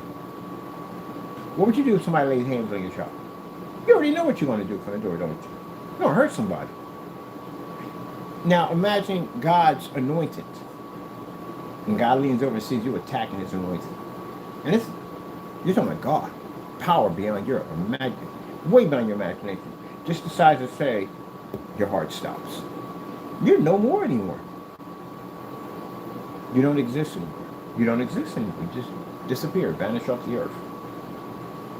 And yet you're still here. I show you how merciful God is. But you can't do anything to me. You can't take from me.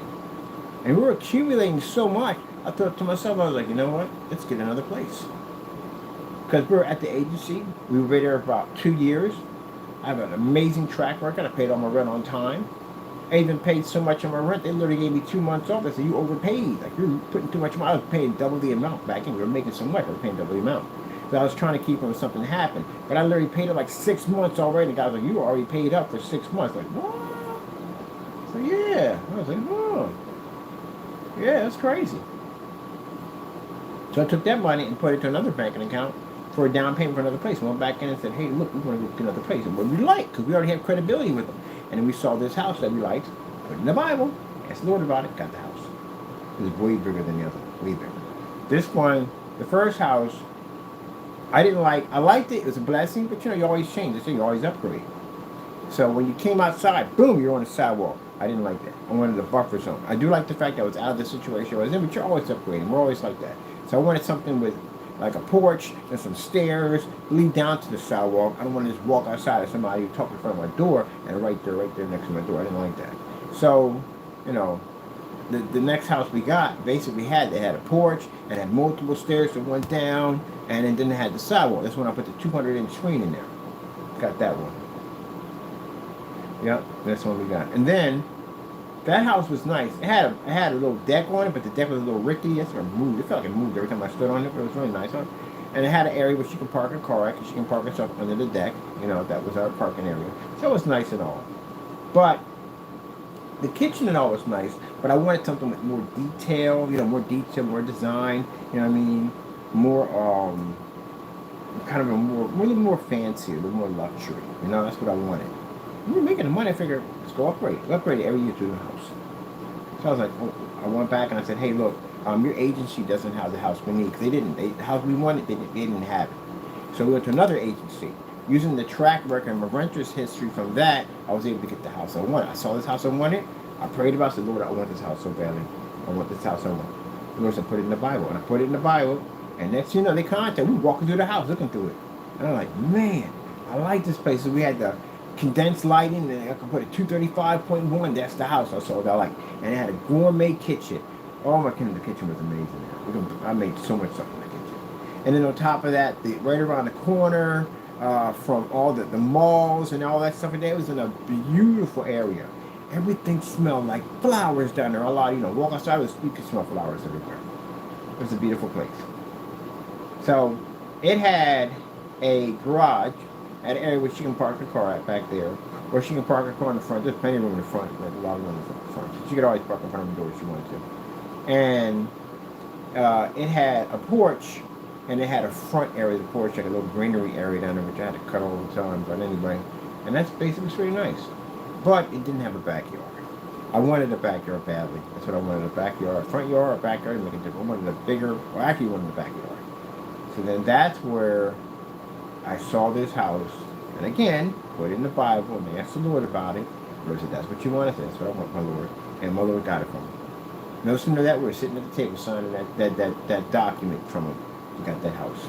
And that's the house we got in Haventown. And that's why I said, Fernando, when you went out and you contacted these people, when you went out and you tried to tell these people that we were all these bad things, trying to get us kicked out in the street, did you know that the Lord is the one who blessed us to get those blessings?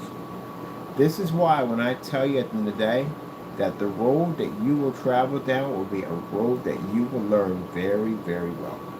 And it's going to come with pain. It's going to come with suffering. It's going to come with torment. It is. It's going to come with all the things. It's going to come with a lot.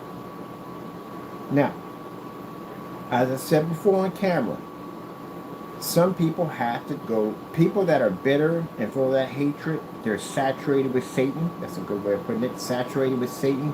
These are people, if the Lord is going to save you, you are going to go through those trials and tribulations like no other. I couldn't even explain to you in that 8-9 year process, 8 to 9 month process of what I went through in that situation. It's some of it becomes so unbearable that literally you'd rather just kill yourself. It becomes that unbearable. You gotta be strong with God. The devil will come to you with suicidal thoughts to try to kill you.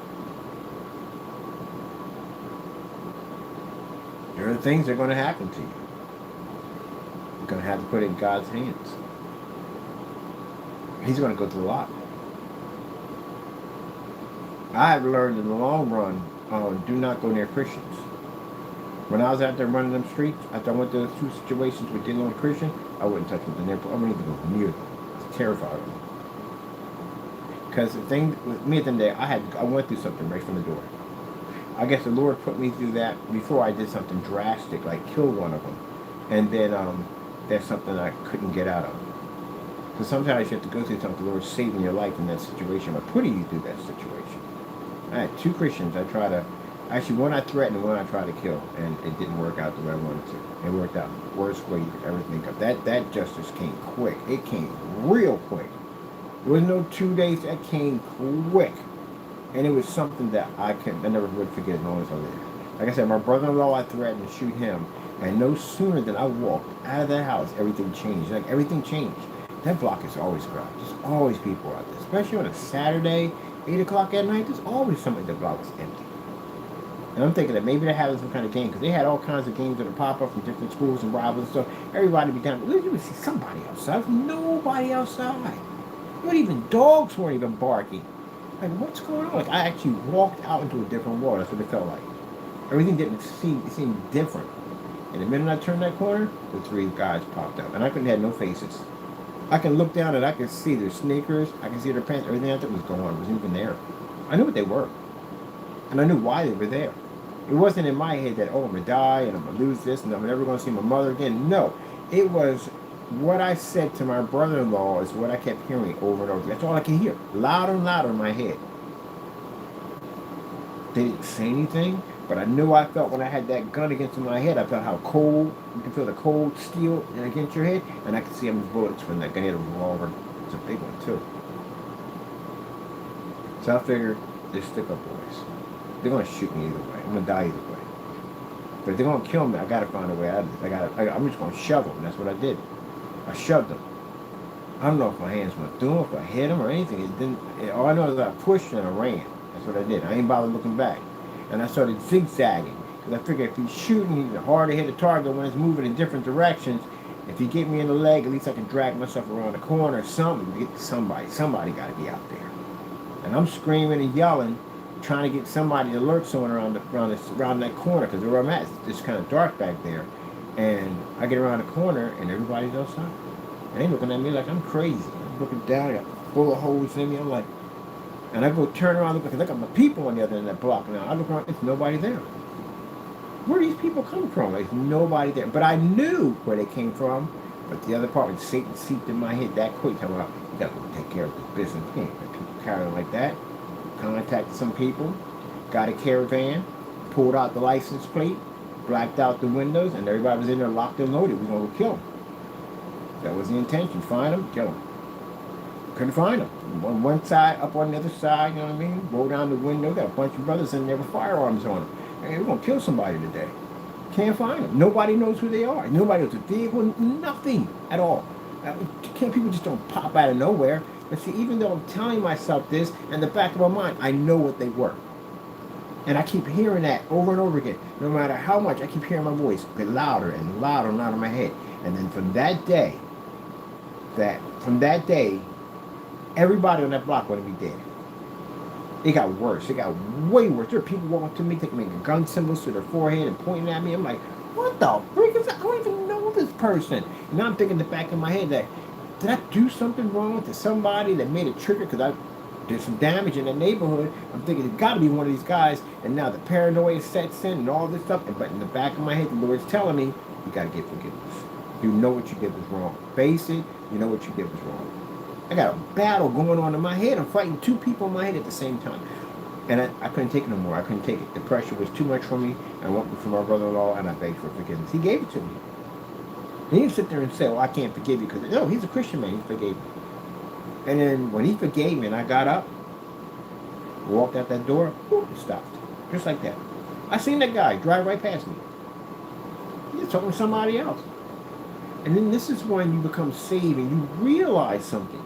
You realize that you were looking at the devil the entire time. All those people that were looking at me was the devil trying to kill me. God didn't allow it to go that far. God gave me a lesson. He held me over the flames. He didn't allow me to get burned. He didn't drop me in, because he could have dropped me in. That guy could have got out of that car and shot me dead right down that corner. But he didn't allow it to happen. They could look, but they couldn't touch. And that's when I realized how the Lord protects his people. But did I learn my lesson? No, I'm a hard-headed guy at the end of the day. I'm very, very hard, stiff-necked at the end of the day. And it happened again, because I'm in the house, and this is when I was possessed by a demon. And I was in the house, and I'm going to tell you something. I don't want to say too much about this. You're in serious danger. You're in danger. On some levels, you're in danger. You have no idea. But I was possessed at one point in my life. And I remember it talking to me every single day, filling me full of hatred, anger, rage every day, making me suicidal, stuff like that, all kinds of stuff. It would come to me in dreams, all kinds of stuff. I would sit in the graveyard. I was comfortable in the graveyard. I felt relaxed in the graveyard, on the bodies. That's why I said you don't know what you're getting yourself into when you mess with those demons. And sure enough, I remember this man coming into the house, a young preacher. And for some reason, I hated him. I hated him so much. I hated him so much, I wanted him dead. And I remember him leaving the house and going to the church. And I went in the kitchen with a large kitchen knife and tuck it up under my jacket and walked to the church where he was at. We had a servant that night. And I sat down, walked in that church. I walked in that church, and I felt myself growling when I walked in that church. I hated everything in that church. I hated these people. I hated the church. I wanted them all dead. I wanted to burn this place to the ground. That's a demon in me. And I sat down and I watched this guy. A cat sits there and watches a laser pointing. That's how I was watching it. And I knew what was in me. I felt what was in me. And it's like it took over my entire body. The way it just, no way to explain. But it makes you feel like you have power, like you are basically immortality, you're invincible. These people among you are nothing more than just mortals. That's all they are. You have been here for decades. You think like it. That's the messed up thing about it is. You put yourself higher than them because you are higher than them because you're a fallen angel. So as I watched this man walk back and forth, I wanted to go reach for that knife because I was going to stab him to death right in front of all those people.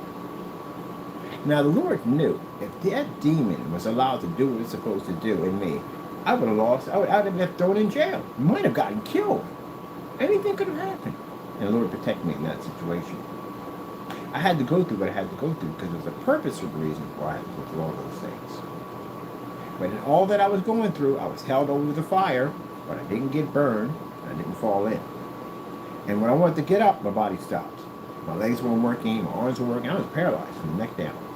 I was scared to death, but now my mind's racing 100 miles an hour because I can't figure out what the heck is going on. I can't move. That demon's gone. It left. Because God intervened. God came in and interfered with what was going on. And that demon took off. And I'm sitting there shocked, scared to death. I can't move. I don't want to call out or nothing. And I felt like I need to call out to this preacher because I need help at the end of the day. But I couldn't do anything. I was just stuck. Couldn't move. And then the Lord let me go. And I got out and my legs started working and everything. And I ran out of that church. Ran all the way home and shut that door. Because upstairs in my area where I was at was all black. It was all dark. I didn't like light. And that thing re-entered me back in again. Now later on, my mom started picking up, figured out what was going on. That was possessed. She started picking it up. There were things I was doing. I couldn't stand Christian music. I couldn't. That's how I know at the end of the day when I say certain things and people run out of the room, I know exactly what's going through you. I know exactly how it's talking to you, how it's speaking to you, how it's manipulating, how it's telling you things. I already know these things because I've been on that side of the world. I couldn't stand the light. I couldn't stand it. I hated it. I liked being in the dark all the time. Made me feel like I had power. And I remember the nightmares and dreams I had on that thing. And I do remember that day that when those preachers came in, my mom brought preachers into the church to cast it out. And yeah, I'm going to go leave it at that. I tell you one thing. I saw a glimpse of it, and I don't remember if the Lord took it out of my head. But they said that when I got to the window, because it was trying to run and get out the window. That's what it was trying to do. It was trying to get free, trying to run. I was scared. And I galloped up the stairs like a dog. It was running upstairs like a dog. And then what happened was, whatever I saw, I'm not going to say about it because I don't want to bring it up, but I jumped from that window down those stairs head first. Couldn't care less if I could kill myself or not. I was that scared. I'd have jumped off the side of a building to get away from it. I was that terrified of it. And those preachers surrounded me and prayed over top of me and never came back. Yep. Yes, sirree. The Lord's allowed me to see things. I've seen things differently in the world. So when I see you do all those things at the end of the day, I know what you follow. I know what's around you. I know what talks to you. I know what speaks to you. Because I was on that side of the world before. I was in that world with those things. And I know the extreme danger you're in right now. And in the back of your mind, it tells you no one's going to catch you. No one's going to see you. No one's going to find you. It tells you that this is going to hurt him. This is going to do this to him. This is going to. I know it's going to happen to me at all. Period. And I see on my end, this person could end up in hell very easily. This is a person that's going to go through torment, pain, without mercy, without peace. This is a person that's going to be in forever damnation. That's what I see on your end. You're not doing anything to me. You can't harm me. I'm protected by the Lord. Even that demon out there who wants to kill me every single day because he used to have it, doesn't have it anymore. He can't touch me. I'm protected by Jesus. But you're not. You're in a lot of danger. It's not the police you should be worried about. It's not the lawsuits you should be worried about. It's none of those things. You are in extreme danger. And people keep saying, oh, it's just the devil. The devil didn't fall by heaven by himself. He fell with a legion of angels that followed him. These are dark angels. You deal with an army. And the only one that can pretty much discourage that demon, make it disappear, is God. And that's the one you deny. Because you do the devil's work. Gentlemen, and those who follow, I have warned you multiple times. I told you stories at the end of the day that I've never shared with too many people about what went on in my life in those particular years. I have warned you to the best of my ability. I've even prayed, and I put this in God's hands, that you will be able to be saved. But if you pass off this earth, like I said, we're not meant to be here forever. All of us have a timeline when we leave this planet. If you're not saved, if you have your act together, you have no idea the horrors that are waiting for you. You couldn't even imagine.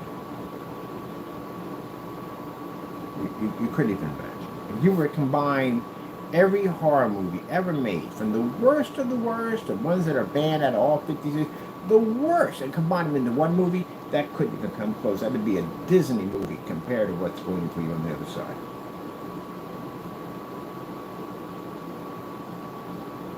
I think about those people who murdered, killed, robbed, stole, raped, did all those things. About to die in their deathbed, and they figure they got away with it. Nobody's going to know. I got away with it. So they wake up in the next world. And they see what's been speaking to them. Like I said, I got a glimpse. I don't even remember it because the Lord took it out of my head. But it was enough to terrify me that I jumped from a window ledge down the stairs head first. When I saw what was in there having that conversation with me. And if you pass on to the next life, you're going to see it in its true form. And that wasn't even the true form. It scared me that bad. I almost had a heart attack. Couldn't breathe. Never seen anything like it in my life. And I'm thankful when people ask me, what, I can't tell you that. The Lord blocked that out of my head. Because I would go mad. I would lose my mind. I'd be somewhere in the insane asylum, rocking back and forth, pumped up with medication, and make you lose your mind. You can't handle that. There are some things that you cannot handle. But you will see it in its true form.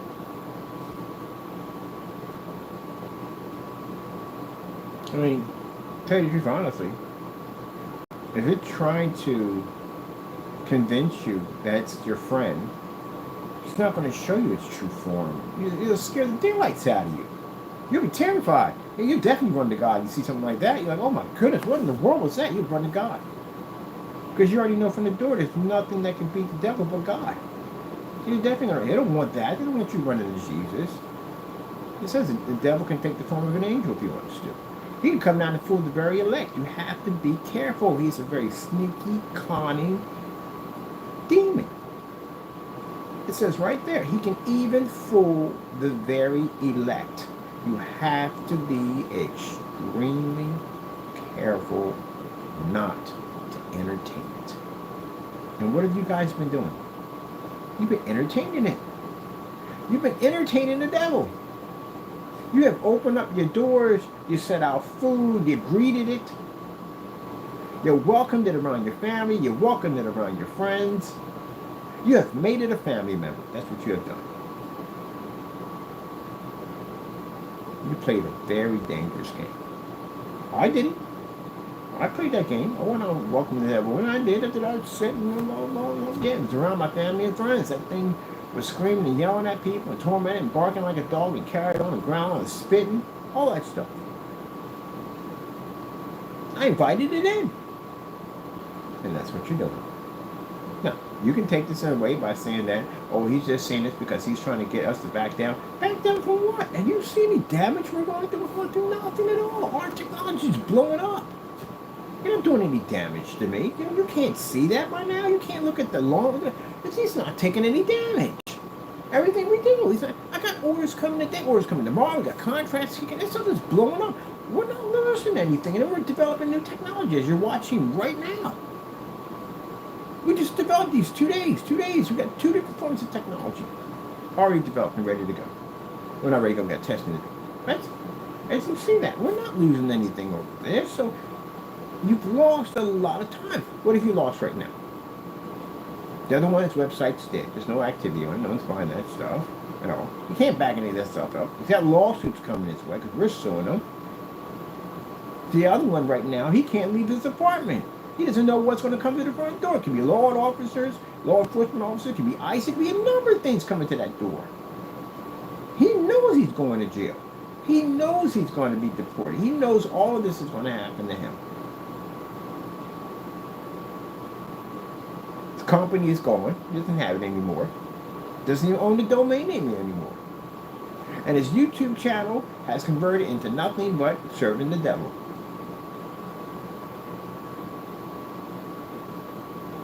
Look at Mr. Williams. How did that work for Mr. Williams? Williams got into a low-income housing to help him out. He's going to lose his benefits. He's going to be evicted from the building. He's going to go to jail. He's going to spend the rest of his life in the system. Yes, 3 different people filing charges against him. He's going to go to jail for a very long time. Us alone can give him 60 years easily. The devil got him to strip down to his underwear and send a picture of himself on a postcard. Embarrassed him in front of all these people. People watch that. That's going to come up in court. The devil got him to steal from God. Now, he's at fault because he has, the difference between right and wrong. He could have attacked me and said, no, I'm not doing that. I'm going to serve from God's wrong. I was investing into this housing. At the end of the day, I'm going to take this blessing and do something with it. No, he went out and basically committed all these crimes at the end of the day. Got massive stalking charges against him. The stalking charges are a good 20 years alone by themselves. So now he's going to lose his freedom. He's going to lose the place he has at the end of the day. He's going to lose his benefits. You can't have that when you go to the system. They take it from you. Embarrassed himself, showed half-naked pictures of himself. The devil got him to do all that. And he listened. What were you hoping to accomplish by sending half-naked pictures of yourself? What was it going to do? They're supposed to embarrass me? That would embarrass me. I would think they would embarrass you at the end of the day. Now we got all these pictures on him, which the judge is going to see this, and this is going to be more time for him in jail. This is what happened to you guys at the end of the day. Now, what happened to Mr. Burke? No, I upgraded to an office. I'm about to go get myself a bigger warehouse pretty soon. I'm still looking at warehouses right now. About to expand my business. Got an advertising company, professional advertising company came on and is now advertising our technology. We're going to be going to trade shows. We're going to go into expos. We got a business license, an EIN number, DBA. Got all that stuff all done. Product selling, business is doing well. Probably a year from so, thinking about basically moving out of my home front and getting myself a nice little piece of land and build me a house. So, yeah. Got a big boy contract coming in worth a lot of money. So, this is what happens happening to me. There you go. Well, you want to lay in the bed with demons? This is what happens. Now, I got another one to make tomorrow. Get started on that. I got to be out the door right now because I got some business to take care of. Not on that one. That's one. Oh, yeah, it's time to go. We got things to do. Got things to do.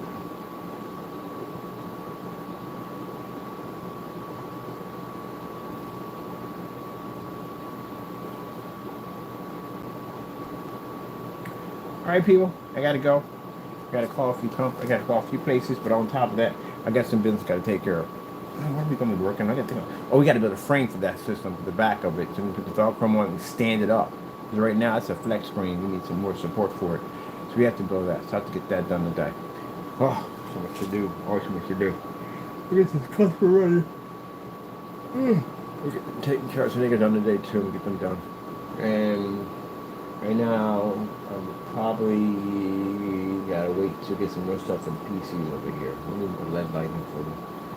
Yeah, we gotta finish off the desk too. The desk has to be done. That's why we got the panels removed. We're doing something to the desk. All right. Well, that being said, hope you enjoyed the video demonstration of the new product we have here.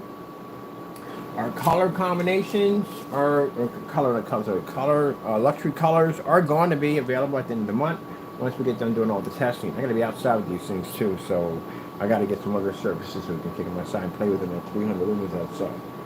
And with that being said, hope you enjoyed the video demonstration. You know, in my demonstrations, I'm going to talk about God. I'm going to talk about Jesus. I'm going to talk about all those things. You know, I try to put lessons in there, and I try to direct this toward those naysayers in the day, people that want to do disrespectful and nasty things at the end of the day. The reason why I direct this to you, gentlemen, at the end of the day is because you are playing an extremely dangerous game. And you probably sit back on YouTube channel laughing about it, talking about nothing's going to happen to me. Look what's happening to you right now. You're saying nothing's going to happen to you, right? Look what's going on right now with your life right now. Does it seem like you're doing well? You're not doing well. You're not doing well at all. And then you have to consider the bigger picture of it all. How much time do you have here? The Lord could request your soul today or tomorrow. And what are you going to do? You have a track record of following Satan, a fallen angel. How is that going to help you in the next life? Like I said, we're all going to go out today. Some of us may not, whatever. But keep in mind that any given time you can die. Are you ready for the next life? And you're not ready for the next life. You're still playing those games with Satan, thinking you have time.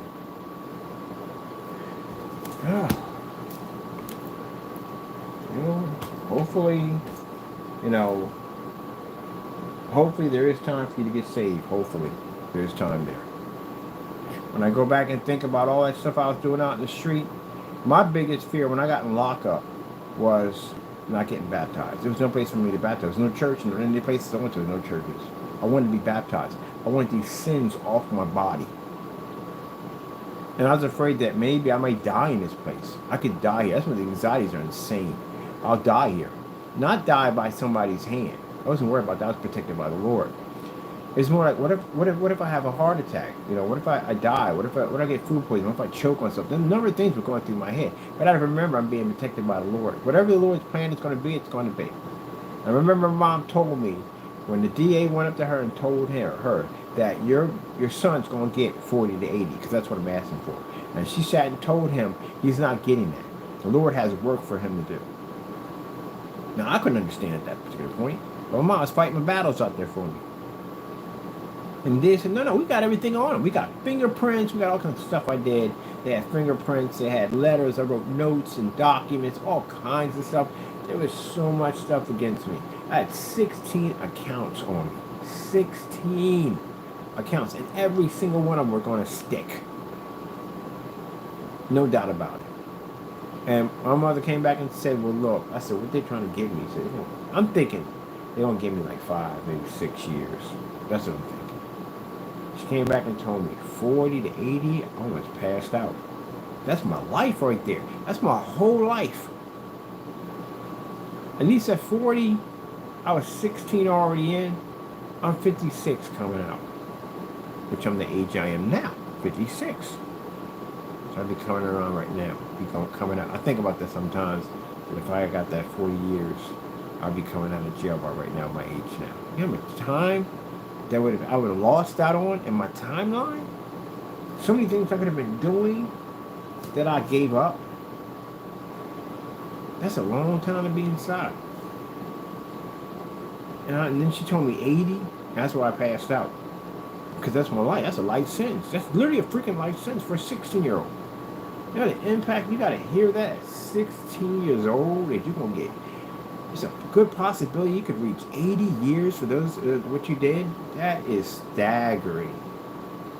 This is what I mean by, this is where I was tested to have that faith in God. That's why I tell you, gentlemen, at the end of the day, all that you do, then you can't break my faith. You can't break it. Even though the devil may tell you at the end of the day, do this, do that to him, you'll break him, you can't break him at all. I've been through things on that trial and tribulations, on that path I had to travel through, that at one point I didn't think I was going to be able to stand it. But I learned at the end of the day, the Lord never gives you anything you can't handle. So that's a hard process at 16 years old, finding out that you could possibly do 80 years in jail. That's a very hard process. And this is where the suicidal thoughts started coming in. If I kill myself and get this over and done. So my plan is to fight the bailiff, get to the judge, so they had to shoot me. Because that's the only way out of it. That's the only way I could see out of it. I couldn't see any other way. And then that demon was in my head already talking to me in this conversation. My mother walked in there because she knew the devil was going to come for me. She walked in there with a little orange Bible with gold writing. She signed it and gave it to me. And that's when that demon started the conversation with me, talked to me. Told me that Bible can't help you. It can't help you at all. Well, it's flush it down the toilet.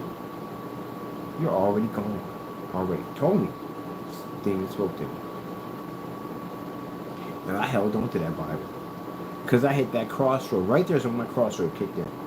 And I thought to myself, I'm going to hold on to this book. I'm going to learn this book. At the end of the day, I'm going to come close to God. That's what I'm going to do. Because I'm looking at what the devil did to me. The devil to me, this demon got a nerve to have this conversation with me. The book's not going to work. Look at the situation you just stuck me in. I'm sitting in a holding cell at 16 years old, looking at a 40 to 80 year prison cell. My life is gone. Everything I dreamed I wanted to do is gone. I had no hope in anything left until my mom brought me that Bible. And more and more I started, when I first went to court, I cried. I couldn't believe how much I cried. Talking about 40 to 80 year prison sentence. At that particular point, we started going to court. It took 40 off the table. Now we're looking at 80 years. Because that's what they were pushing for, that 80 years. The dealer can get it. 80 freaking years. At 16 years old, I'm fighting for my life in that courtroom. And then, for some reason, at 16, for some strange reason, the courts were crowded. So they transformed me up there. I sit in the holding cell on that freaking hard seat, laying on that cold cement, back hurting, legs hurting, neck hurting, thick cheese sandwiches they give you. Can't even swallow them suckers. They hard cheese sandwiches. And you're just sitting there, man, just tired. Cells are crowded. And some people don't wash up that day or whatever. It's just a mess in there. It's a hot mess. I just want to go back to the lockup unit. That's all you want to do. It's better than sleeping on a cold floor in a holding unit. And they finally come in and they knock on your gate. So let's go. And they put you in the shackles to go do that little shuffle walk, put you on the bus and transport you back. So we get there, that facility, they take which ones are going to which ones. We're going to another place. They take us to the transport center and put us on the bus. And man, just to be to see the outside and everything and the trees and people walking back and forth and look at all the freedom that other people had that you lost because you did something stupid. You finally get off that bus and you finally see that building. It's a bit of happiness. It's sadness and happiness mixed together. It's happiness because you only got to be laying on that cold floor. It's another day that they couldn't convict you, so at least you got a little bit more freedom. Even though you're locked up, there's still freedom at the end of the day that you're not where you don't want to be at. And I can't even lay in my bed yet because, again, when you're in juvie, there's a level system where I was at. So level 5s can go back and lay in their bed. I couldn't. I had to sit there and watch TV. At least I ain't wearing the shackles no more. That's one up right there. I get back in our prayers for talking to Lord and thank Him for that situation because it could have went far worse in those holding units.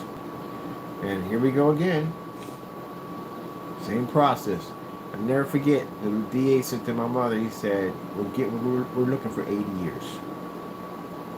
And my mother said to him, he ain't getting 80. You're going to do time. You got to do time. You got to pay for what he did. That I believe. Based on the 80.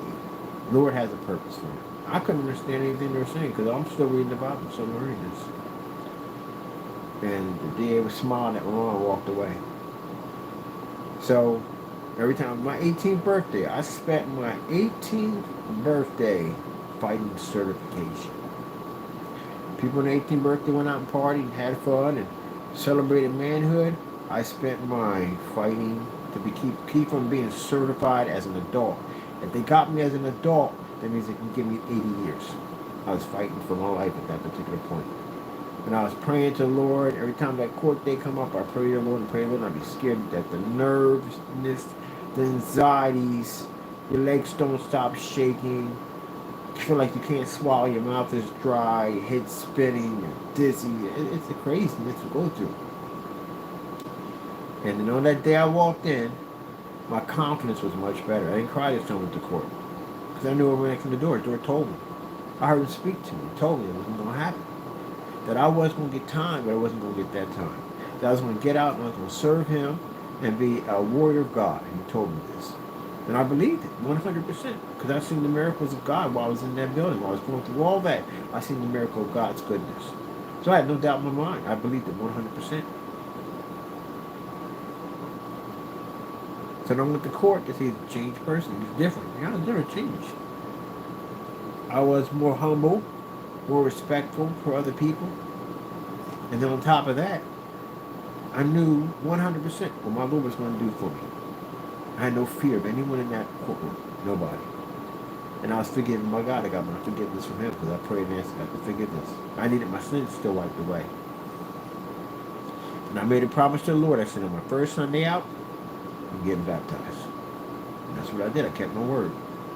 So the judge, at one point, this is at one point in certification, the DA kept going watching my mom and them pray. Now the Lord will come and talk to you. The Lord will come and talk to you in your dreams. If the Lord warns you about something, says, hey, this is what's going to happen. You see that man over there? He's going to be my anointed at the end of the day. You can't touch him. He is going to do time. He's going to be punished for what he's done. But you will not get what you think you're going to get. And I think the Lord was talking to that DA in his dreams. Because my mom said the DA was coming, he was changing. Like, he was changing in front of him. And he wasn't really fighting as hard as he was supposed to fight. He was brimming with all his confidence. Hold on a minute. Tears me up when I talk about this. He was brimming with all this confidence, getting an easy case, but it wasn't so. In fact, the Lord was chastising, putting pressure on him. That is mine at the end of the day. This is what's going to happen. So whatever happened between him and God, my mom said, she'll never forget, he walked over and said, hey, he started praying with them. He started talking with them and praying with them and stuff like that. And he was over there praying with them. This person who was sending me to jail for 80 years. And he's over there praying for them. He said, okay, look, I got an idea here.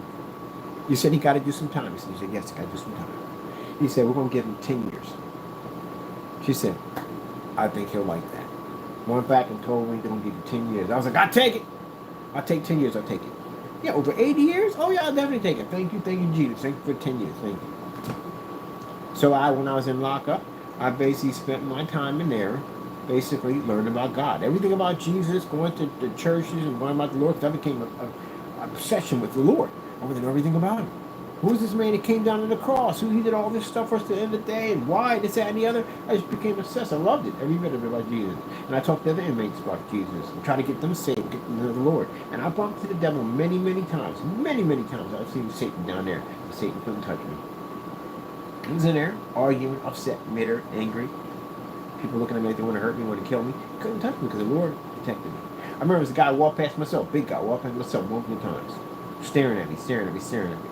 And I said, you can't touch me, Satan. I belong to God at the end of the day. And he walked away. I never saw him again. Because I knew what he was. I knew what was happening. Looking at me right because that gate was Satan. And he walked away. I never saw him again. He didn't even make eye contact with him anymore. Because when the Lord protects his own, he will make that contact with you. Like he made that contact with me on that preacher. I couldn't even move from the neck down. He will visit you in dreams. You will see these things. And he will warn you back away from that one. So now the day request is 10 years. And I get the 10 years. Judge is happy with it. Everybody's happy with it. When I came back and told me I got 10 years, I was like, yes, I got 10 years. Thank you, Jesus. I was happy about that. But I didn't even do the full 10. I did 8 years and 9 months. 'Cause I'm thinking, I got 8 years and 9 months, man. Pretty soon I'm gonna be home. I'm gonna be home pretty soon.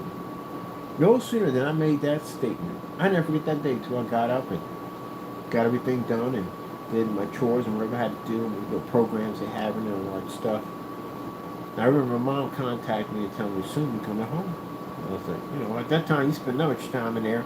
You know you're gonna come sooner or later, but you feel like you're just gonna be there forever because that's how it feels. Like you don't think you're ever gonna be able to walk out there. Even though you gotta have faith in God, it just feels like you're never gonna walk out there again. You've been there for so long. Even you have a life there now. So, I just kept on praying and working with the Lord.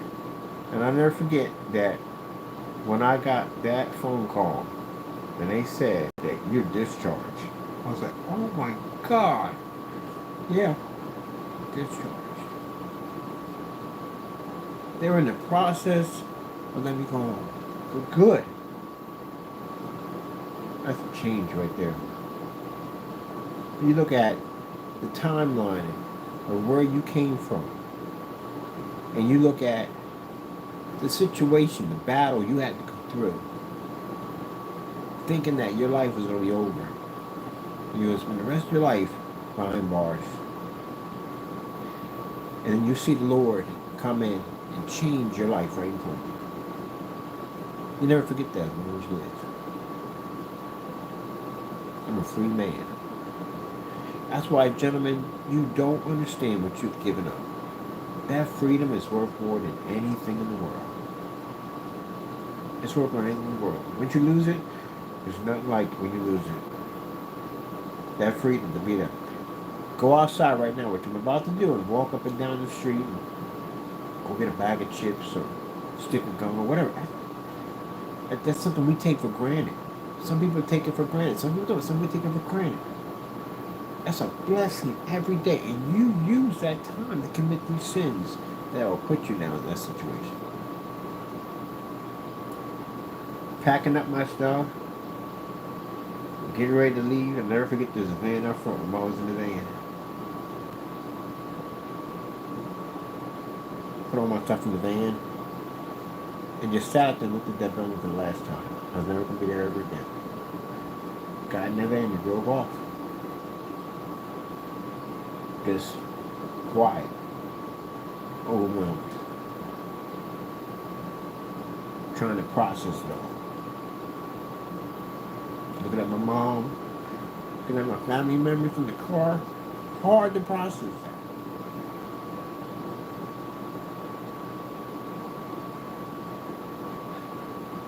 It's a very hard process.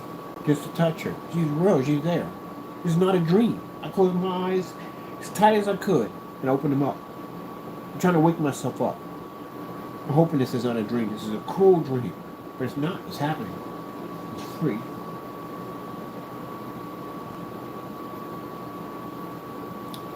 First meal was McDonald's.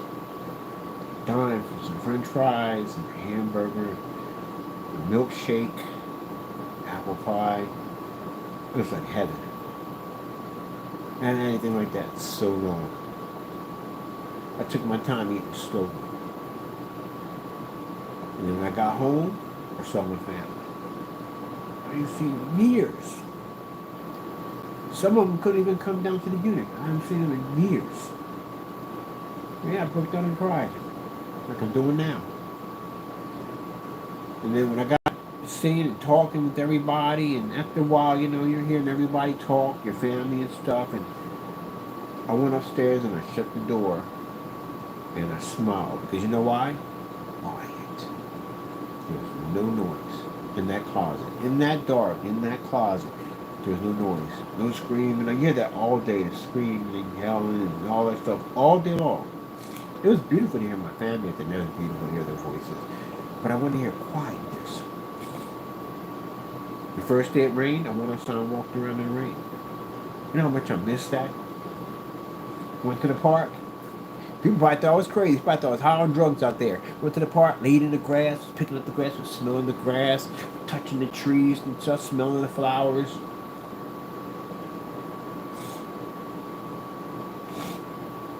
Never forget I had somebody come to me and say, "You okay?" came out. I just got out. It's funny you say that. He said, I did 20. Said the same thing you just did. That's why I found it kind of funny. You were doing either high, you just got out. Yeah, I just got out. He said, what you do? I said, I did 8 years, 9 months. When I was 16, I came up in my 20s. Yep. I cut off all the people. I cut them all off, everybody. Cut all the people at the end of the day that got me in that situation. That I got myself in a situation. I cut them all off. And I left. I left the neighborhood. I went to the Suburbans with my brother. Went out there for a little bit. It was bored as I don't know what out there. But yeah, it was better than keep myself out of trouble. Get myself to figure out exactly what I want to do. Got myself baptized. Got myself in the church and the Bible. And read my Bible every single day. And the devil came. Oh yeah, he came. The devil came a couple of times to see if he could collect again. He couldn't do it. So, naysayers, you can take my testimony because I know what kind of people you are. It's a shame you're like that. And you can say, oh, he cried on camera, he's a punk, he's a wuss. Remember, your crossroad is coming. You are going to experience what I experienced. But your crossroad is a little different from mine. When I committed my crimes, I was 16. Things changed. Excuse me for a minute. You've got to hear this. Sorry about that. We'll hear it. It helped too. I had a lot of mucus in my cheek. I brought up a ton of my mucus in my cheek. Thank God. Thank you, Jesus. But you're in the situation here is going to be far painful, and I'll tell you why. I didn't have anybody going in. I wasn't married, no kids, nothing at all, period. There ain't that much going on except for doing dumb stuff. I have my family and stuff I'm very close to, yes. But I didn't have anybody I was in love with, nothing at all, period. You're going to go into the system, and this is where it's hard. Because you are married, and you do have someone you're close to, you're not going to see them anymore like that. You're separated from them. That's what happens. And that is a lot of stress, a lot of pain, especially if you have kids. You don't really want your kids going to that place and being around that place. The only thing you have left are pictures, and that's it. Maybe you'll get a phone call here and there.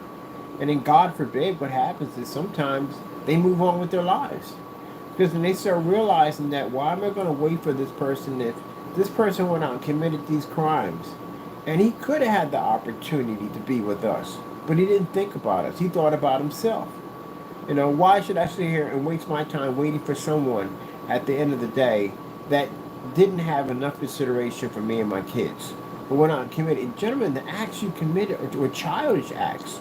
You went online and you acted like 16 and 17-year-olds and you carried on. You're grown men to be doing stuff like that. And those particular petty crimes are what cause relationships to crumble. A woman that dates a thug, the guy gets in trouble, whatever. So she knows what she's in for. She knows what she's in for. She knows he's going to get locked up, so forth. And she's true to him, she's going to stay true to him. That's how it's going to be.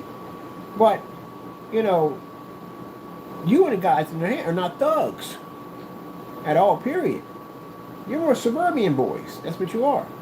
And you got online and you played a child's game. And your women at the end of the day, or kids in there, are going to see like, you're telling us at the end of the day to carry ourselves correctly and do this and do that. And you're out there doing stuff you're telling me not to do. And then your wife, how would you think if you went back and said with your wife and said, hey, look, I went online and did some dumb stuff and doxed the guy's address and, went out and did some nasty stuff to his family and stuff like that. And, I broke did some mess with some copyrights. And there's a good high possibility I could spend a lot of time in jail over this. How do you think they're going to feel about that? Especially some of them that we've given you the opportunity to get out of that situation and you chose not to get out of the situation. Do you have any idea how upset your wife is going to be over that in the day? And while you're in that system, she could just get put one and one and two together. Look, while he was out here, yeah, he's a good provider and all, but he did the most dumbest thing he gave up, like he almost gave up on his family and his kids. Because that's pretty much what you did when you entertained that nonsense. An adult, a real adult would have said, I ain't getting involved in that crap. You're crazy, and that's a child's game at the end of the day. I couldn't care less about his paint. I'm not getting involved in that. You got to be kidding me. I got too much going on. I got family to take care. I got kids to take care. I work the next day. I got time for that nonsense. That's what most people would say. But you guys didn't do that. So, you got either you're gonna serve that time in the system, or you pass on and you haven't picked up your cross to serve it in hell. But either way, while you're in the system, you're really not going to have that contact with that person anymore. And the worst thing I've seen people go through in the system is when somebody gets that letter. When they get that letter, that person saying that they moved on and they found somebody else that would treat them better and not abandon their family like you did, because technically that's what you did. You abandoned your family. Went out and committed crimes. I talk to people all the time. You get upset and get angry about so much. You go over there. You got kids at the end of the day. You got a wife in the day. You get locked up, then where they going to be at? You're going to abandon your family. And I'll tell you something, brother. The worst thing you could ever, the worst feeling ever you will ever have in your entire life is to watch another man raise your family at the end of the day, and you can't be there. You can't be there for your sons. You can't be there for your daughters. You can't be there for none of that at all, period. Because you're behind bars. Ain't nothing worse than that. Skip that idea. Move on and take care of your family. Don't entertain the devil. That's what he wants. The devil want to see you in that jail cell, misery, upset, and then all of a sudden he'll feed that information to your head, or you're never going to see them again. She's with somebody else now. Put all them thoughts into your head, might as well kill yourself. Next thing they find you hanging in yourself. He got you. She moved on with her life. That's how it works. Don't have to be that way, but it can be that way very easily. That's the hardest part.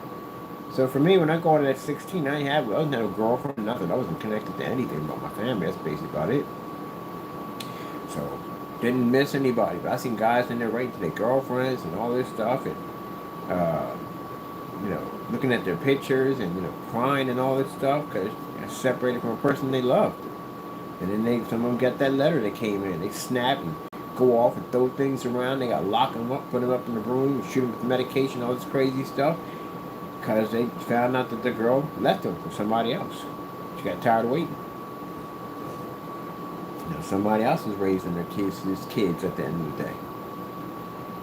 And watch this man walk around like a zombie all day long. I'm just not even there anymore. Yep. But you already crossed that threshold. That's the thing about it. They repent, they find Jesus. You still have to go through what you have to go through. You still have to go through the system. Because you know why? Once you become saved and you become a Christian, you can't walk away from that. You committed a crime. You have to face your consequences. Just because you're saved doesn't mean that, because it's saved that you drop all charges. No, you have to face that. You have to respect the law of the land of man. Two laws you respect: God's law and man's law. So if you committed a crime, what you're going to have to do is you're going to have to turn yourself in. And then pray, work with the Lord, and get through what you got to get through. Now, you can get 80 years and you can spend the rest of your life in the system, but you'll be in there doing the Lord's work. And people aren't bothered about that because they're doing God's work in there. And when the time comes, they'll die and they'll live in their new life. Or if the Lord has plans for you out here, like he did for me, bottom line is, he'll make it so. Doesn't make a difference to give you 80 years. Doesn't make a difference to give you life. Doesn't make a difference. God controls everything. People have to understand that God controls everything. If you're a person that is in the process of getting sentenced for life, say the Lord decides that I'm going to need you out there doing my job, my work at the end of the day.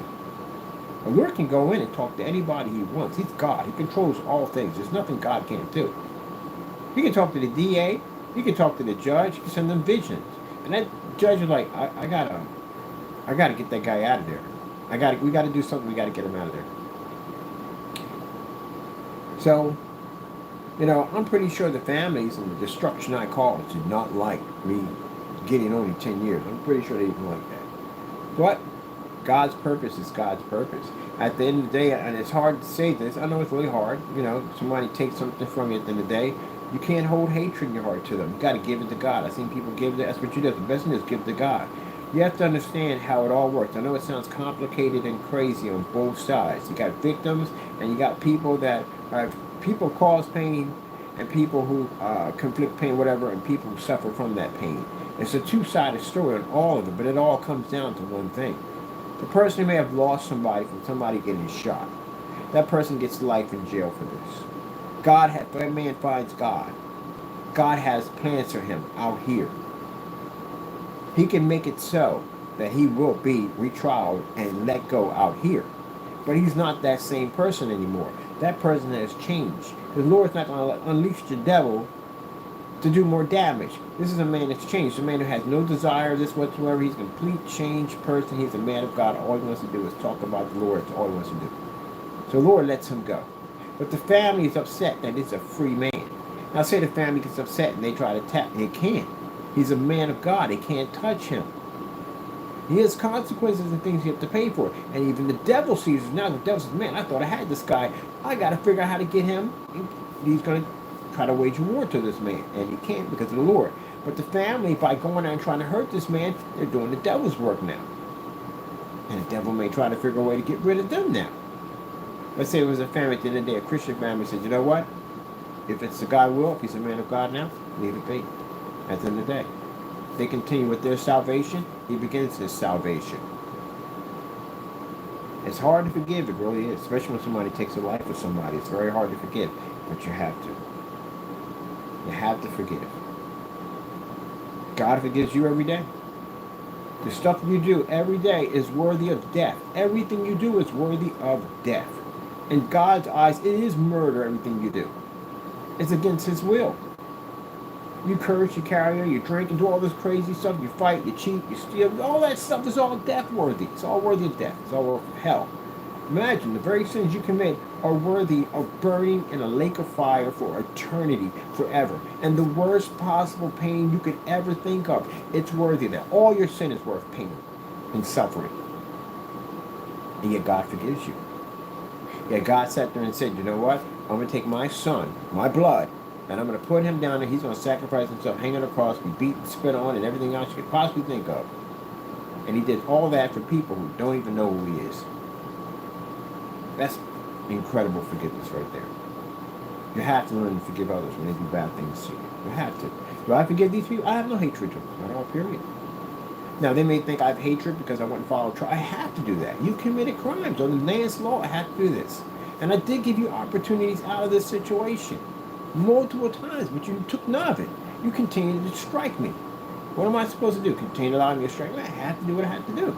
I didn't follow Satan's way. That's what he wanted at the end of the day. I did it God's way. I went to the courts, I went to the law, and I did it that way. Now, you're going to have to face those consequences that are coming up, and you're going to have to find God in that process. That's what you're going to have to do. So, it all comes down to God. That's what it comes down to. Can't let the devil in. Can't. You let him in, you're going to be in a lot of trouble. Because like I said, it talks about demons and possession, about how they never come alone. They never come alone. They bring in one, it says they're bringing 7 more just like it. Far worse than the first one that came in. And they'll set up shop and they will stay. Hard to get them out. We'll write that in. Alright, people, I got business to take care of. Happy talking about the Lord. Hopefully, somebody hears this and changes their life at the end of the day. And they become a man of God or a woman of God, change their ways and all. It's the best way to do it. It's the best way to live. It is the best way to live. And they finally get their salvation. That lionfish, I like lionfish. Extremely poisonous fish, but I like the lionfish. Pretty cool looking. And I got a couple more of these to make.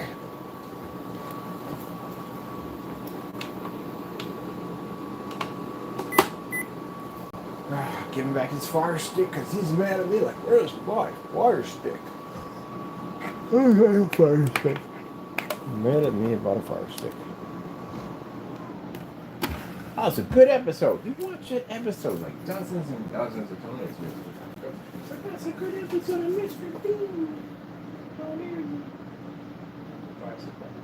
They all grumpy grapes. Mr. Grumpy Grapes all the time.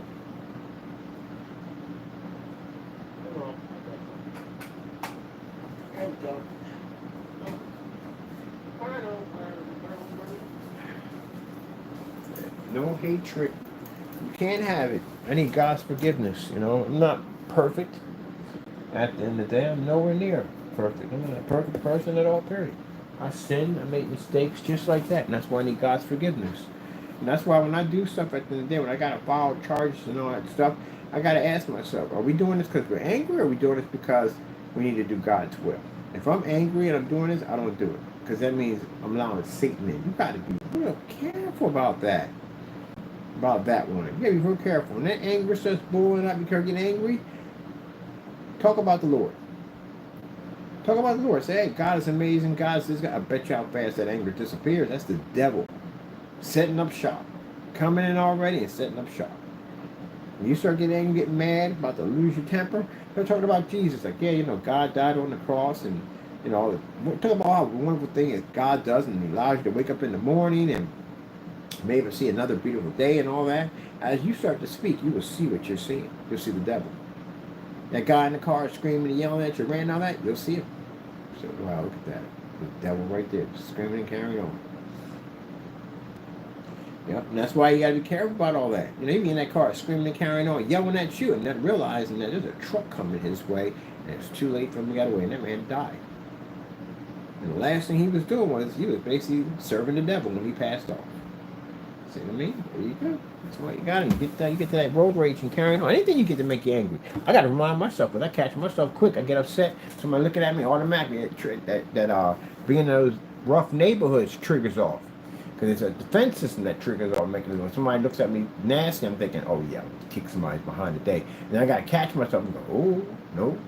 We're not playing that game today. We've been down that road before. We've done this one before. I've done this one before.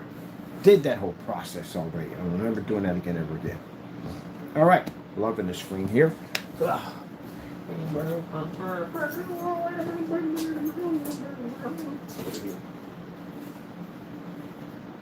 I gotta go build my background for this. Cardboard. This is all cardboard. A cardboard system. Look how easy this is. Imagine you putting stuff out of cardboard. How easy this is. I gotta take the furniture outside. Whoop. That's why I like making stuff out of cardboard. This is a one I didn't do good work, but it's just something for the time being to hold my stuff. I like doing stuff out of cardboard.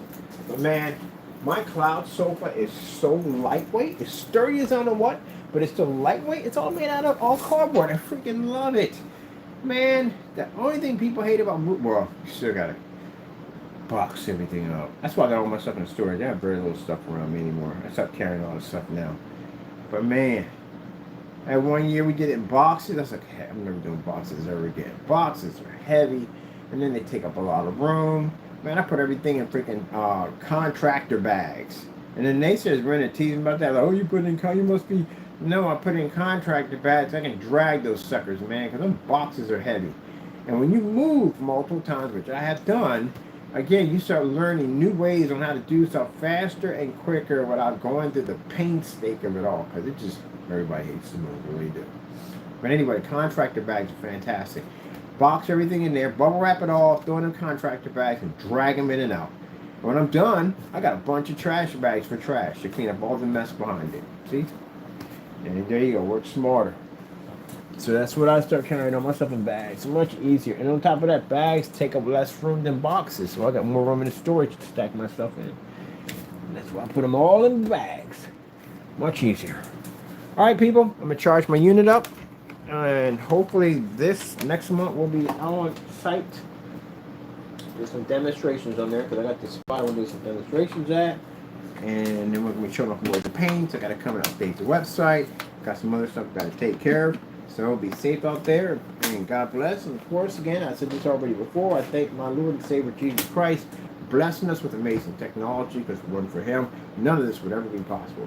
Gotta go, and God bless. Oh, yeah, didn't put your screen on, did you? I got a screen, Daddy. Screen. YouTube. I was looking at the screen. See? It came on right away. It's meant for you to watch your cartoons today, you little jazzy cat, you. Put your Mr. Bean back on. How dare you? How dare you? I got it on the episode you like right there. There's your episode, it's on.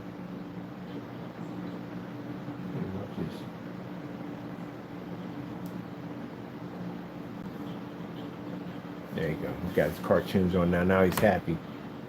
Look at the little joke over there. Watching this cartoon, it's funny.